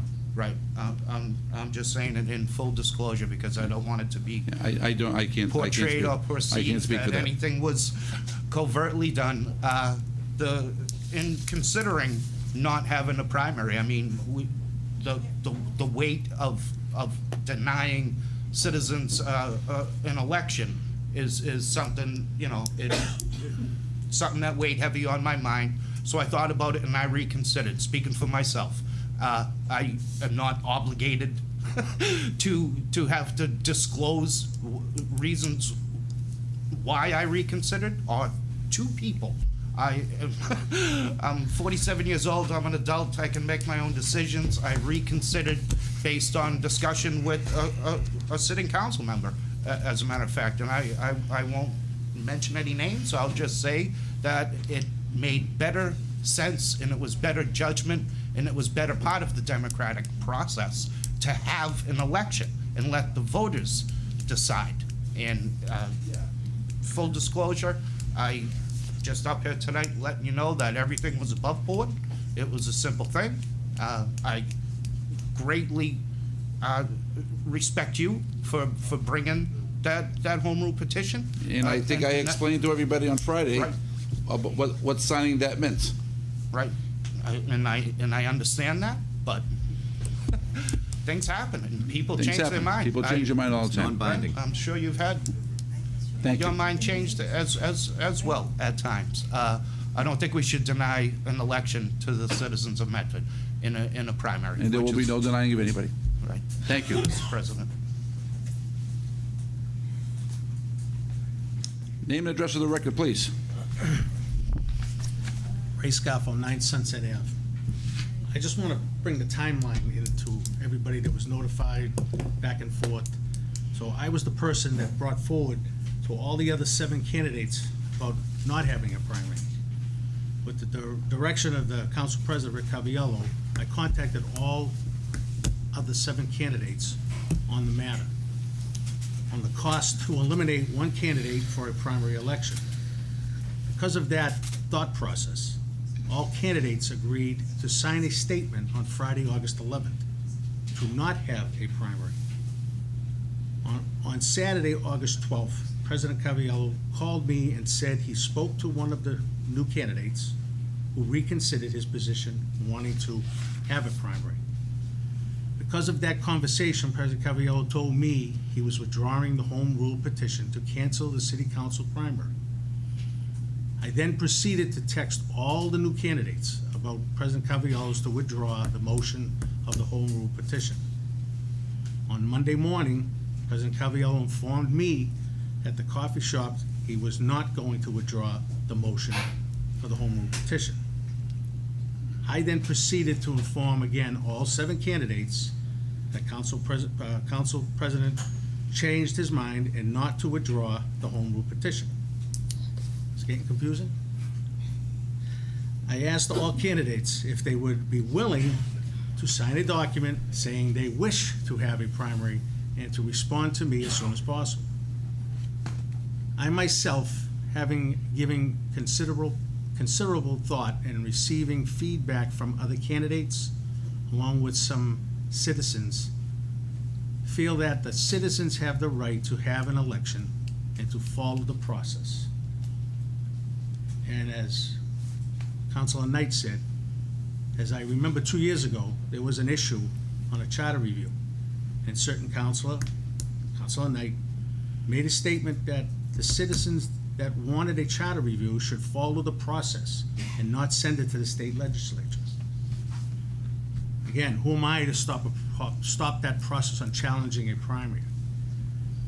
There were men and women who have served and died to give us that right to a fair election. I had a cousin who died at the Battle of the Bulge, and an uncle who received the Bronze Star and Purple Heart in World War II, and me, who served 7 years in the military. After listening to fellow veterans along with concerned citizens, I don't want to see that right given away and demean their memory. We also discussed the cost of our last primary 2 years ago for City Council to eliminate one candidate. That process of election went forward. This year's cost, would it really be a savings? It would be, just to move that general fund, move the money to the general fund or the free cash account, spent elsewhere. It wasn't gonna be earmarked for anywhere. Could spend it anywhere they wanted to. Personally, I would not like to see the primary canceled. I believe in the right to have a fair election that was given to us by the men and women that fought for us. And I do have 4 names signed on a notary. It was notarized. It's a moot point. I know it's a moot point. It's a moot point anyway, so. I know it's a moot point, but we do have 4 names that did agree to change their mind, and if it need be, I can give it to the council. We don't need them. All right. The matter's been disposed of. I just wanted to make the record straight. Thank you. Mr. President? Well, yeah. Yes. Vice President Marks. Just if I could, Mr. President, because there's been a lot of discussion around this issue.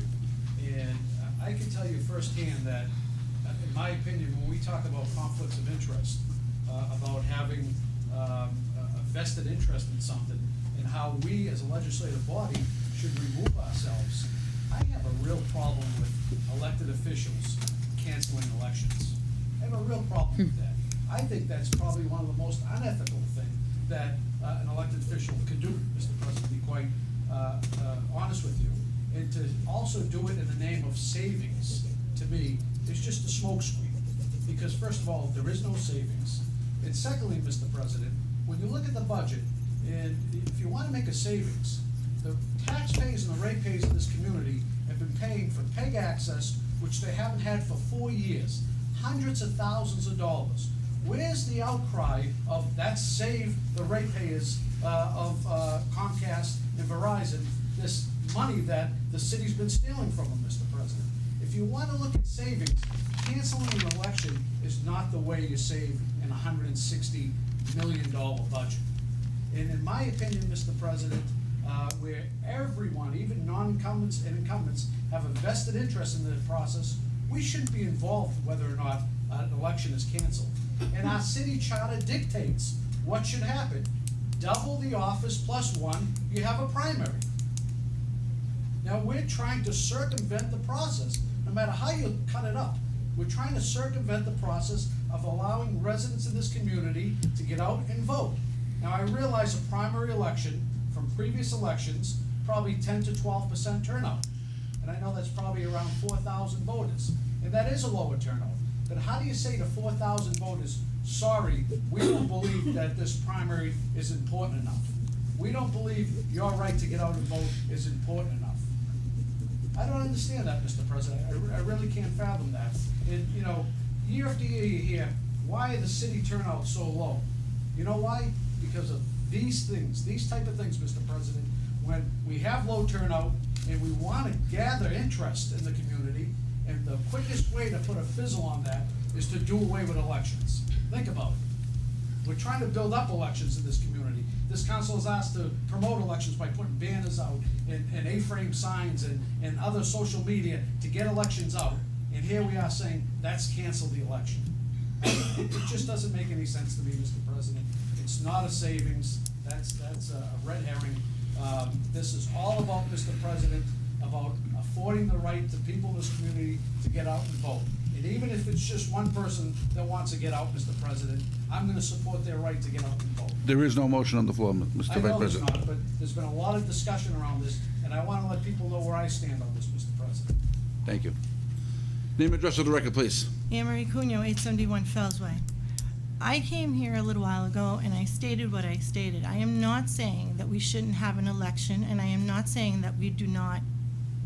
Everyone has the right and deserves the right for an election. What I had said is that when we were together on Friday, that was the discussion that we had had. And I know that other people have come up here and said that they've spoken to other people and they've spoken to all of us, and that's fine. I, on the record, have not received a text message. I have my phone with me. I didn't receive a text message. The only reason I was coming up was just to make it very clear that the discussion that happened between Friday and I guess Sunday, when you were all at the coffee shop, is that I was not part of it, and I believe that there were two other members that really weren't part of it. But that is for them to say. I am not trying to eliminate the due process. I am not trying to take anyone's rights away. I'm just trying to be, you know, it's funny. People say we have to be transparent. I'm just saying I was not informed of it. So I did not want other people to make a decision for me. That was Point it. of information, Vice President Marks. Informed of what? There was nothing to be informed of. Well, I don't know. Everybody else is saying that they've texted there and was- spoke again, to everybody. that- I'm that just was- going that by was a- what that- people Yeah, said. come on, move the paper. Come on. Point of order, Mr. President. Crazy. Point of order, Mr. President. There's nothing to be informed of because there was nothing official. So again, that was an agreement amongst the 8 candidates. So it had nothing to do with the city of Medford. You're absolutely right, but there are other people up here that said Mr. that I President, didn't point of receive parliamentary things. procedure. Councilor Knight. I'd like to make a call for the orders of the day, Mr. President. The discussion that's being held before us is attached to a paper that's been disposed of already by the The council. paper has been We're disposed gonna of. continue this discussion, we can do it during the public And there'll be- participation decision of the meeting, but we do have some agenda Yeah. items. Yes, we have the- Move the revert. Move the revert back to order. One more person. Oh, sorry. I didn't speak at all. Someone else spoke twice. You're allowed to do that. Hi, Cheryl Rodriguez, 281 Park Street.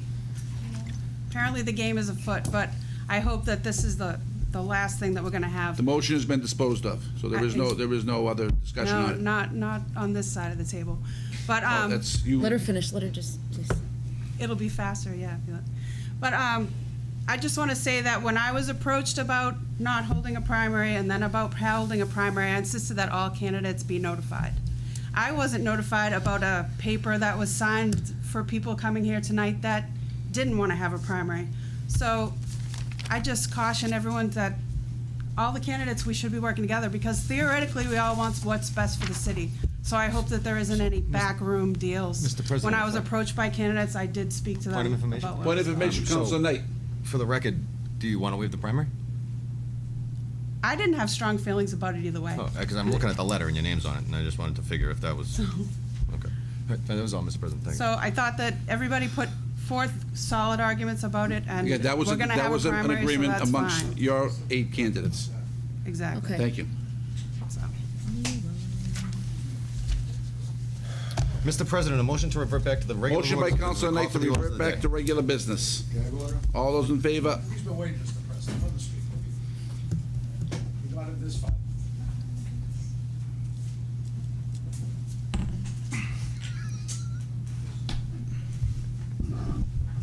Name and address for the record, please.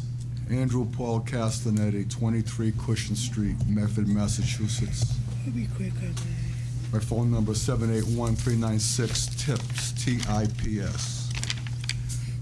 If I may try to put this in proper perspective for if there's ever a viewing public of this meeting in the future.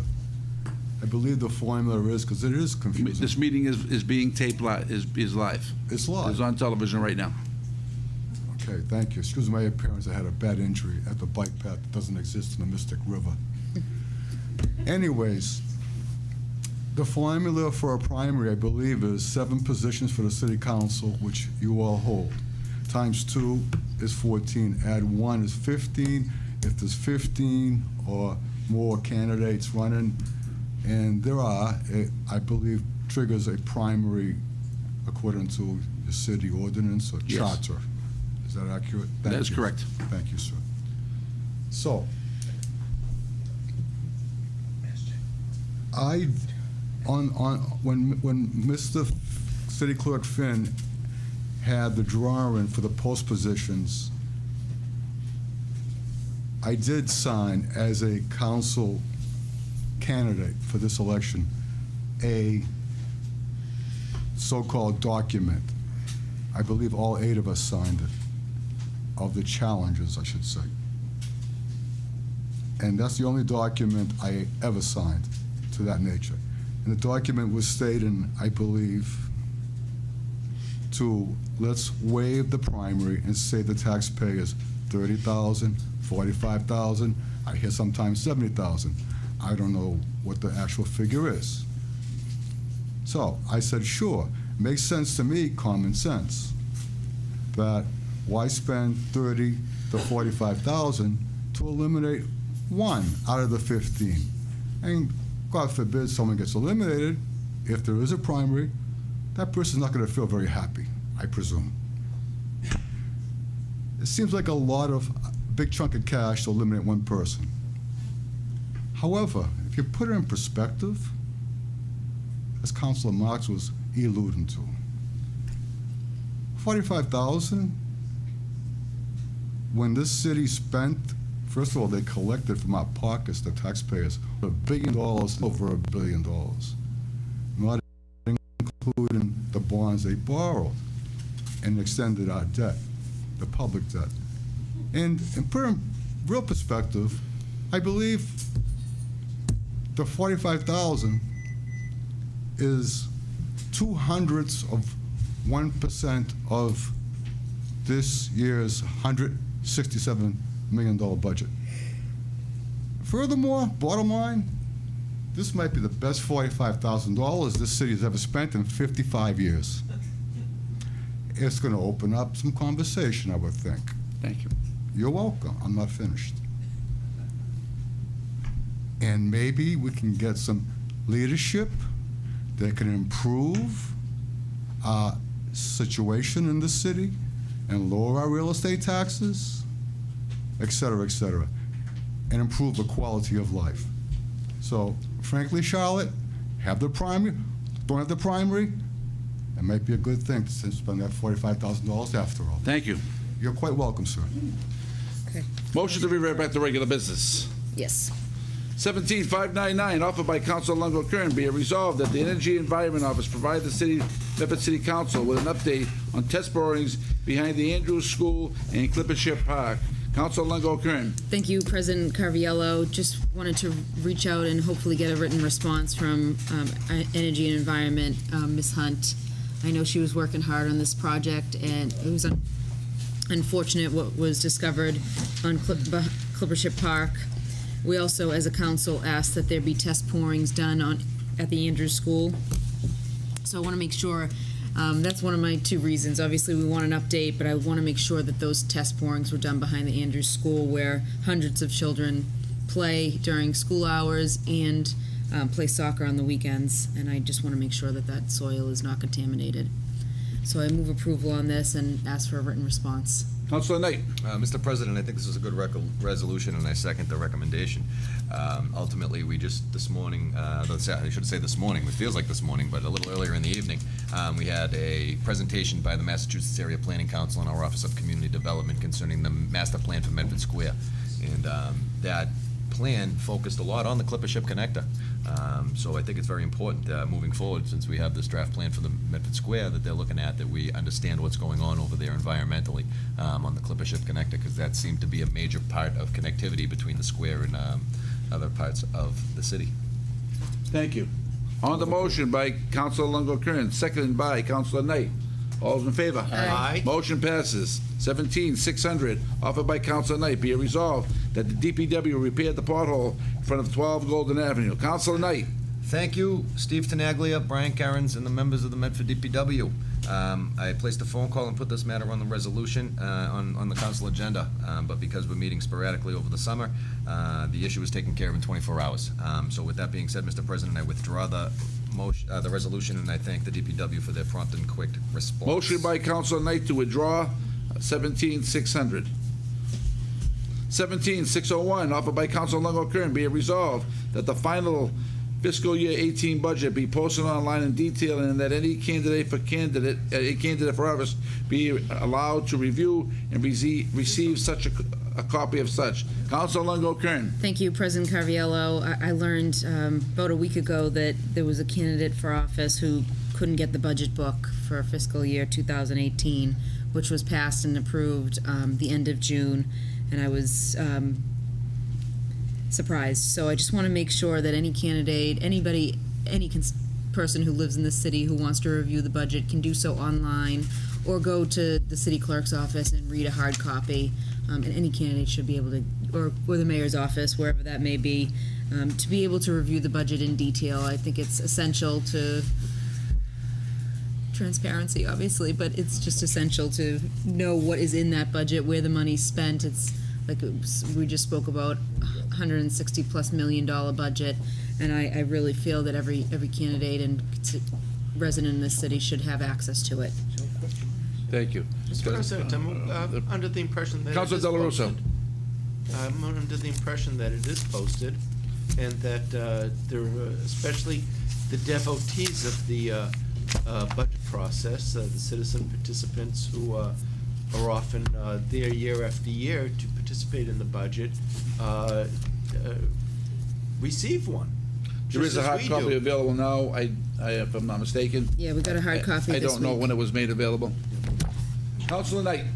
I do believe, Mr. President, the public records law would dictate the provision of public documents to individuals in the community. It's the state law. I find it nonsensical for the council to think that they can move forward and put more stringent requirements on something that's already been established by a higher governmental jurisdiction. If I may, through the chair, I believe Councilor Longo-Kern. the detailed budget that we were given in June with specific information, very detailed information, not all of that is online. I feel like that should be open to the public. Name and address of the record, please. David McKillop, 94 Rock Glen Road. I do want to speak on this point because I was the one who was actually trying to get my hands on a budget. I did go in 2 consecutive weeks in a row to try and get my hands on a budget towards the end of July, and was met with a little confusion as to why it wasn't available throughout the actual city hall itself.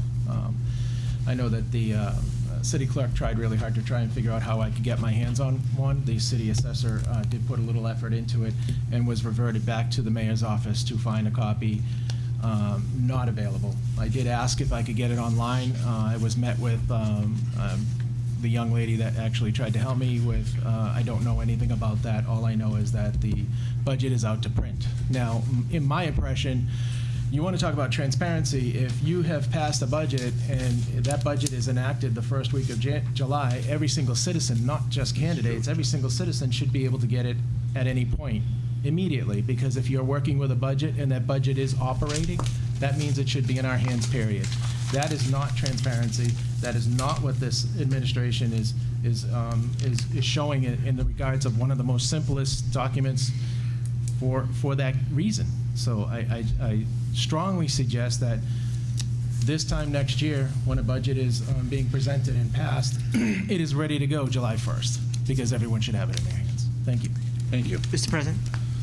Council Falco. Thank you, Mr. President. And I feel that the budget, what we do in passing the budget or reviewing the budget is one of our biggest responsibilities, and transparency is key when it comes to the budget. Everyone should be have access to the budget. I've always felt that way. I think especially when you think about it, there's so much money and everything that runs through the budget. And, we should be encouraging people to get involved with the budget process and actually taking a look at the budget. And, one of the biggest, to me, a big initiative that we passed this year, and everyone stood behind, was the legislative software. It was a motion that I brought forward in the spring. And this council stood before it, and it's in the budget. And that is actually to make sure that the materials that we receive with legislative software, all those materials should be in that software package, so everything we get, you'll be able to see in the general public. It's all public information, but it's going to be easily accessible with legislative software. We have that's passed, that's in the budget. It hasn't gone live yet, but to me, in my opinion, the budget, or the draft budget at least, should be it should be actually online for people to look at. So if they come to the meeting, they can be, they can look at it in advance and say, okay, this is how much we're spending here. They can ask good questions. They can be prepared at meetings. And it also, it helps us prepare ourselves too, when all this stuff is at our fingertips. So, I've always been a big fan of making sure that, the budget, it's transparent, people can see it, and people can access it. So, I just wanted to go and just give my thoughts on this process. So, thank you. Move approval. On the motion by Councilor Longo Kern, seconded by Councilor Falco. All those in favor? Aye. Motion passes. 17602, offered by Councilor Longo Kern, be it resolved that a state delegation be contacted to reach out to MassDOT in regards to the way they are handling the Craddock Bridge cleanup and the lack of handicap accessibility. Councilor Longo Kern.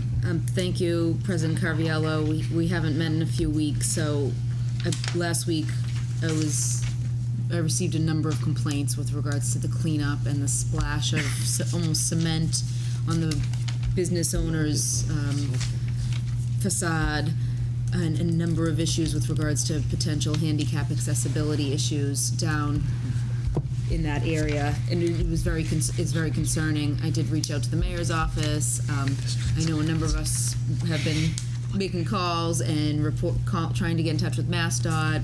I know people have been calling Representative Donato, but as a councilor, I'd like to take a vote that we ask that this cleanup be done in a better way. At the end of the night, a restaurant or whatever businesses are down there, they should be able to operate with a clean, friendly environment where a wheelchair can pass through, or a mother with a stroller to get into a restaurant. And from the pictures I've saw,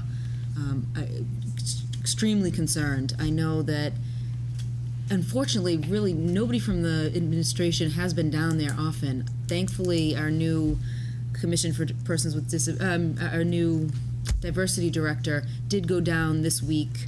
I'm not sure he found anything not in compliance, but there was a few days last week where I saw the ruler to the door, and it just very concerning. So I would ask that we, as a body, take a roll call vote to ask our state delegation to get involved. If I can interject, Yes. I have spoken with Representative Leader Donato, and he is in the process of arranging a meeting with the state delegation. Great. So, Great. if you want to send them an official letter, but he was notified, and he is in the process of doing that. If we could just vote to support his endeavors in trying to help that location. On the motion by Councilor Longo Kern, seconded by Councilor Scarpelli. Councilor Knight. Mr. President, I too got the same phone calls that the councilor refers to, and I've had conversations with the project manager, Mike Winnick, as well as Dan Fields, the DOT contact and liaison, and it's been brought to my attention that probably at the start of September, all the work's going to transfer to the other side of the bridge. Oh, thank goodness. All the public utilities are going to be able to be moved. That was the side of the bridge that had the most significant amount of public utilities underneath it. That was the side of the bridge that was going to be posing the most trouble and complications during their what seems like once-in-a-while construction that they do. And come September 1st, it was my understanding that they would be moving to the other side of the street, and all the work done in front of Carol's Restaurant and the Zamparelli Building and so forth would be complete. So it looks like the sidewalks are pretty much all done. I think they're all poured today, on the last couple of days. Mr. President, but if I may, I think that maybe in terms of the direction we're going and calling the state delegation and telling them to do something, why don't we have the state delegation tell us what they're doing and see if that's something we want to support? So maybe it might be nice for us to have a conversation with the representative, and the representative share with us what efforts that they're taking to see if that satisfies us, as opposed to sending a letter out He is in the to our process entire delegation. of setting up a meeting with the delegation, and he said he would have an answer to me probably in the next week or so. Yeah, so maybe, and we'll get a meeting date set. Why don't we just ask to be invited to the meeting that he's setting up? We will, well, the meeting is, we will be at that meeting. Vice President Marks. Thank you, Mr. President. The meeting was a meeting that this council voted on and requested. And it was my resolution to ask that the state delegation be present. Yes. And also that the primary conversation be surrounded by not really what's taking place over there, but mitigation. I informed the representative of that. Right. Mitigation and the impact it's had financially on these businesses. I realize the area's in disarray, and some of those businesses have been going through this for 2 years now. But what is the state going to do regarding the business loss? You can't bring, when it's lost business, you can't bring it back. And in my opinion, Mr. President, the state needs to step forward, and we as a city need to step forward on behalf of our businesses that have been impacted by this. That's a state bridge. Yes. It's in the city of Medford, but it's a state bridge. We hear all too often, oh, we can't do this on a state road, or we can't do anything regarding tree trimming or sidewalk repair or street repair on state roads. Now we have a state bridge, Mr. President, and we have no say in what's going on in a bridge in the heart of our city, which makes absolutely no sense to me at all. But that meeting that we have is to discuss mitigation. That is correct. That is what I told Discuss how we're gonna make these businesses that have been impacted financially for the last 2 years whole again, Mr. President. You are 100% correct. And that is when I had an official meeting with them, I did tell him that your motion was for mitigation, and he understood that. So, on the motion by Councilor Lingo Kern, seconded by Councilor Marks. All those in favor? Aye. Aye. 17,603. Motion passes. 17,603, offered by Councilor Knight, be it resolved that the Medford City Council congratulate Amanda and Patrick Collins on the birth of their first child, Ella McKenna Collins. Mr. President, Councilor Knight. Mr. President, thank you very much, and a lot can happen in 18 months as the corner office transitions to a new administration. We saw former Mayor McGlynn reach his 50th wedding anniversary, and we also have seen him bring his daughter bring another grandchild into the world for him. So I'd like to take a moment to congratulate Amanda and Patrick on the birth of their first child. They've just purchased their first home as well, and I think it's a great momentous occasion to see a family that's 5 generations in Medford continuing to stay in the family and hopefully have a 6th. So with that being said, I just hope my council colleagues would join me in congratulating Amanda McGlynn Collins and Patrick Collins on the birth of their first child, Ella McKenna Collins. On the motion by Councilor Knight, seconded by Councilor Delarusso. All those in favor? Aye. Aye. Motion passes. 17,604, be it resolved that the Medford City Council extend its deep and sincere congratulations to Patricia and David Downey on the momentous occasion of their 50th wedding anniversary. Councilor Knight. Mr. President, thank you very much. If anybody remembers their time at the Brooks Hobbs School or at Medford High School, they'll remember Mrs. Downey standing in the front door saying, "How can I help you, lovey?" And she did that for a good 35 years. And her son David is my closest friend. I met him the first day of school in kindergarten at the Brooks School, and we keep in touch today, even though he's moved overseas across the country about 20 years ago. But with that being said, it's with great happiness and great pride that I stand here today, and I congratulate my friends Pat and David Downey on the momentous occasion of their 50th wedding anniversary, especially on this night, because this is a very night this night's very special to me. So with that being said, I'd ask my council colleagues to join me in wishing Mr. and Mrs. Downey a very happy 50th wedding anniversary and wishing them another 50 more. On the motion by Councilor Knight, seconded by Councilor Scarpelli. All those in favor? Aye. Aye. Motion passes. Petitions, presentations, similar matters. 17607, petition by Andrew P. Cassidy, 23 Cushion Street, Medford, to address the council on new growth in real estate taxes. Mr. Castagnetti.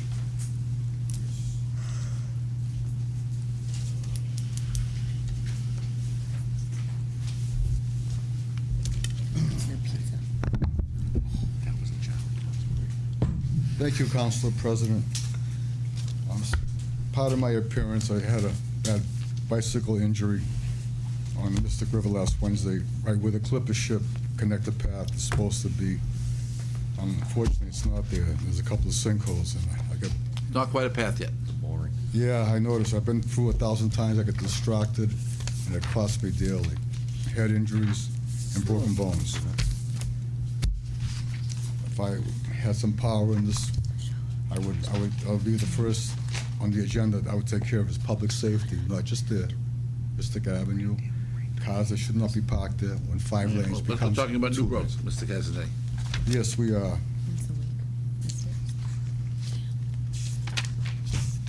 In a nutshell,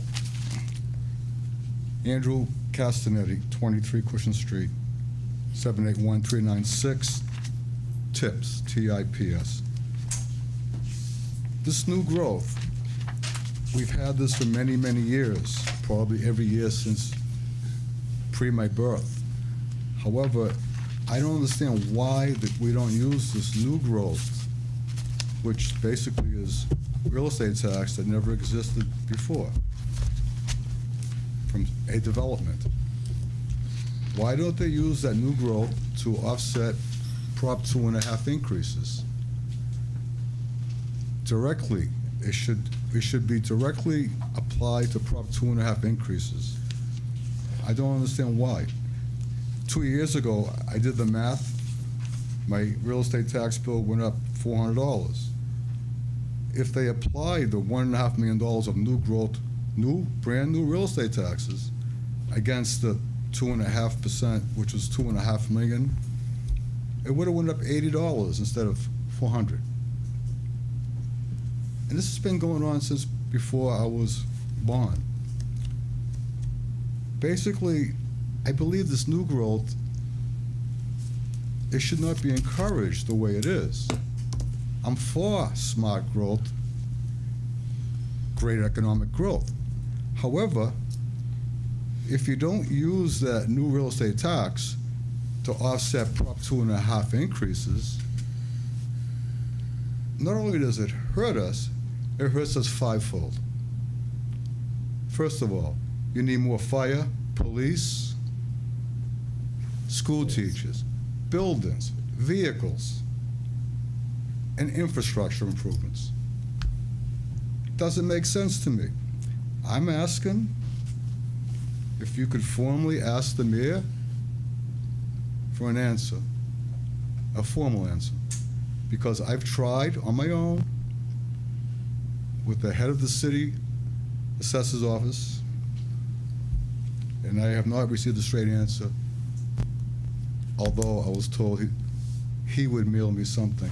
That was 3 months ago. I understand I'm not tech savvy. Snail mail can take time, but it's been 3 months. Could you please, can one counselor make a formal request to ask the mayor, why aren't we using new growth to offset Prop 2.5 increases? Sure.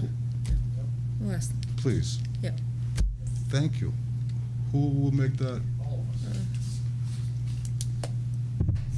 Thank you very much. Move approval? Motion to receive and place on file? And we're gonna ask the mayor's You want to make a? formal request of the mayor. A motion by Councilor Longo Kern to request. You can take an individual vote if you want. Amendment? amended by Council Longo Kern, that the mayor give an answer why the new growth money is not applied to the taxes. Is that correct, Mr. Cassidy? Yes, sir. To the 2.5 taxes. To directly offset any proposed Prop 2.5 increase. Thank you. in planning. Thank you. Thank you, folks. Move approval. On the motion by Council Longo Kern. All those in favor? Aye. Motion passes. 17609, communications from the mayor.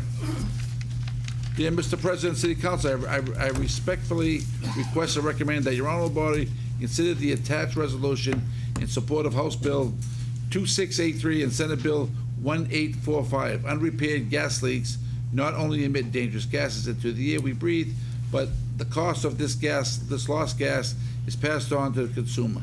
Please support this measure on behalf of the citizens of Medford. And Citizens. I think we discussed this in substance earlier. We did? It's a little different. it's a little different than what this is actually asks the gas and electric company to not charge us for the energy used. Mr. President? Councilor Knight. I'd like to amend the paper to be added as a co-sponsor. And if you could add, Is that Mr. gonna Clerk, make me if be you the could one that has add, to read it? I'm sorry? Does that make me be the one that has to read it, though? It's a long Do you one. want me to read it? Or do you want to waive the reading? I think we can waive the reading and Waive the give a reading. brief synopsis. Synopsis. And would you please add Councilor Knight as a co-sponsor? To the bill that the mayor has proposed. We all have.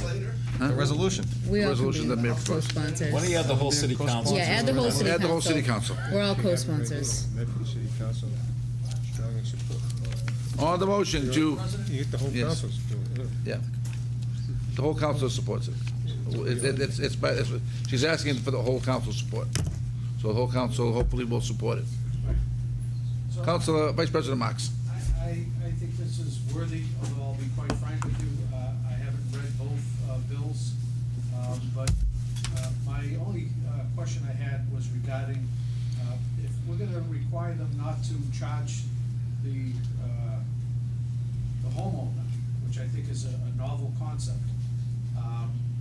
And I assume that would require them to then, on their end, start fixing these leaks. Ultimately, who's gonna end up paying for this? And I'd like to hear from someone, stating, I don't know, maybe Mr. Tootin can answer that, but ultimately, I would assume they're gonna pass that off to the consumer. You are correct. So we pay one way or another. Right, so secondly, Mr. President, and it's good, we have level 3 leaks, which they don't even look at level 3 leaks. They only look at level 1 and 2 leaks in our community. I would also ask, Mr. President, an issue that I've been talking about for years, the mayor supports looking at unaccounted for gas and making a savings to the gas payers, so they're not paying for that. And I would ask the mayor respectfully, why doesn't she look at unaccounted for water, which every single ratepayer in this community has been paying through the nose for years? It's roughly 20%. It's millions of dollars, Mr. President, of unaccounted for water that we're all paying for. So I realize the mayor is hip on this and wants to see the people have a savings. I would hope she'd also like to see the people have a savings on unaccounted for water, which has been a real major concern for many, many years in this community, costing the ratepayers millions of dollars, Mr. President. So I'd like for that to accompany this paper and asking her what her thoughts are on unaccounted for water, because there's ways as a community, we have over $7 million in the water and sewer enterprise account that we can address unaccounted for water. So there are ways, Mr. President, that we can also look out for the ratepayer in this community regarding water. Thank you. As amended? You want the paper, you want Motion amendment to it? Yeah. On the motion that we, as amended by Councilor Marks. Motion to sever. Motion by Councilor Knight to sever the paper. We'll vote on the first paper. All those in favor of the mayor's resolution on the first one, As co-sponsored by the city council. as co-sponsored by Councilor Knight, all those in favor? Roll call vote. Roll call vote has been requested. Marx's. Councilor Del Russo. Yes. Councilor Falco. Yes. Councilor Knight. Yes. Councilor Kern. Yes. Vice President Marks. Yes. Councilor Scarpelli. Yes. President Caviola. Yes, 7 in the affirmative, none in the negative, motion passes. On the second paper by Councilor Marks, that the mayor look into. The administration look into. The administration look into. The unaccounted for water. Unaccounted for So water. we can save the water ratepayers. And we can save the money as ratepayers well, money Mr. also. President. Point of information, Mr. Point of President. information, Councilor Del Russo. Have we not sent a similar resolution To the mayor's office in the past 6 months of that. I cannot recall. Send it again. Mr. Council. Send it again. We may have, we may not have, but we can send it again. Thank you. Roll call vote has been requested. Mr. Clerk, please call the roll.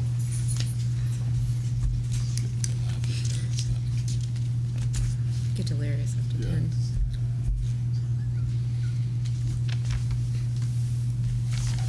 Councilor Del Russo. Yes.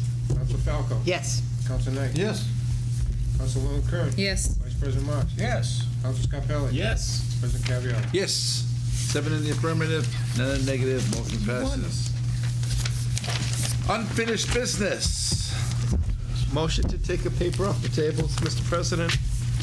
Motion by Councilor Del Russo to take the paper off the table. 17581. 17581, Your loan Honor. order, for $2,075,000 in water system improvements. This is its third reading this evening. Bless you. Mr. Clerk, could you please call the roll on the third reading of this? Is the loan paper order? before us? It is. The paper is before us. Motion to take third reading. Motion for the third reading by Councilor Del Russo. Second. Seconded by Councilor Knight. Councilor Del Russo. Affirmative. Councilor Falco. Yes. Councilor Knight. Yes. Councilor Kern. Yes. Vice President Marks. Yes. Councilor Scarpelli. Yes. President Caviola. Yes, 7 in the affirmative, none in the negative. Paper takes its third reading. Under suspension,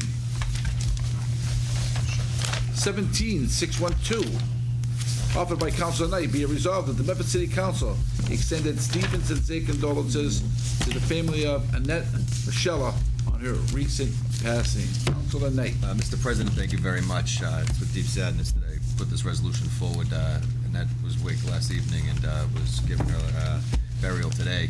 She's a good friend. Her son John and I grew up together. Her son Tommy and I grew up together. And very sad to see her go. She struggled for a very long time with multiple sclerosis and was also bravely battling cancer towards the end. And the illness got the better of her body, but didn't get the betterment of her heart and soul, Mr. President, through the whole time that she was ill. She was a constant fighter, and it's just a tragic, tragic situation to see it happen. I want to just offer my deep and sincere condolences to the family. For those of us that remember Annette, we'd always see her down in Mario's Classic Mirror, working down there for Mario, or over at the liquor store, clerking at the liquor store on Mr. Gav. So, she's a face that's been in the community for a long time. She raised 2 great kids here in the city of Medford, and she's going to be sadly missed, Mr. President. And she was also an election official. Yes, she was. I second that. If we could please stand for a moment of silence.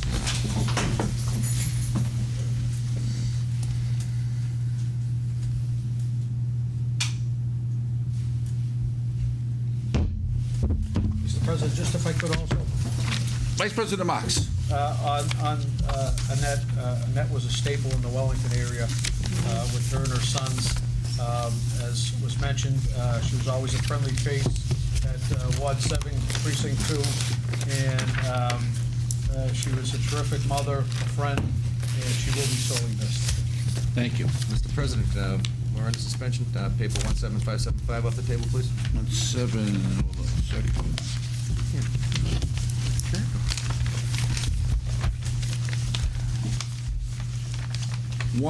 second. What was that? Community Preservation Act Home Rule Petition. 17575. Councilor Knight. Motion to receive and place on file. No, but the petition is not here. The petitioner is not here, Councilor Knight. I'd say that the paper's out of order, Mr. President. It's not really a petition because it's not a use of the petition process. It's really something that should be referred to public participation. You are correct. Move the question. Let her, What is the question? What do you want to move? Receive and place on file. Receive and place on file? On the motion by Councilor Knight to Mr. receive. President, Yes? if I could, Mr. President, the petitioner was here at our last meeting in July. The hour grew late. That's correct. He asked that it respectfully be laid on the table. The petitioner had a death in his family, Mr. President, and he would respectfully ask that it continue to be laid on the table, Mr. President, so he can come up and speak on it. Thank you. And like I said, Mr. President, it's more of a procedural issue than anything else. I feel as though it's something that should be done during the public participation process of the meeting.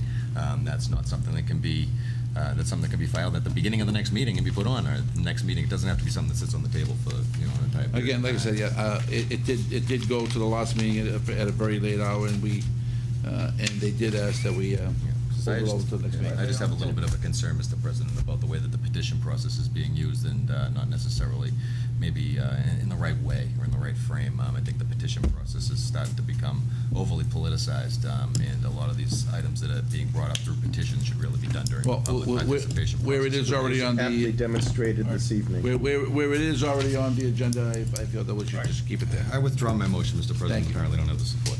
Okay, we have one last one, offered by Councilor Scarpelli. Be it resolved that the city council congratulate Mr. and Mrs. Adam Knight on celebrating their 8th wedding anniversary. Councilor Scarpelli. Well, thank you, Mr. President. I know Adam prides himself on wishing everybody every luck in the world, so I know that the person that deserves it more than anyone is My wife. Is his wife, and so we just congratulate them in making 8 years. I said 9, but he corrected me. But rumor has it might be 9 now. You better ask your wife. But thank you. 20 years Congratulations. 20 years altogether. And 9 thank years you, and then married. I'll pat my own wife in the back. Next week will be 41 years for me. Wow, congrats. Imagine how lucky my wife is. Yeah. Does she know? Congratulations to my wife. Does she know? The records. Mr. President, I move to table the records of last week. The records were passed, that were passed at Council Knight, will be tabled to the next meeting. Motion to adjourn by Councilor Knight. Seconded by Councilor Scarpelli. All in favor, aye. Motion passes.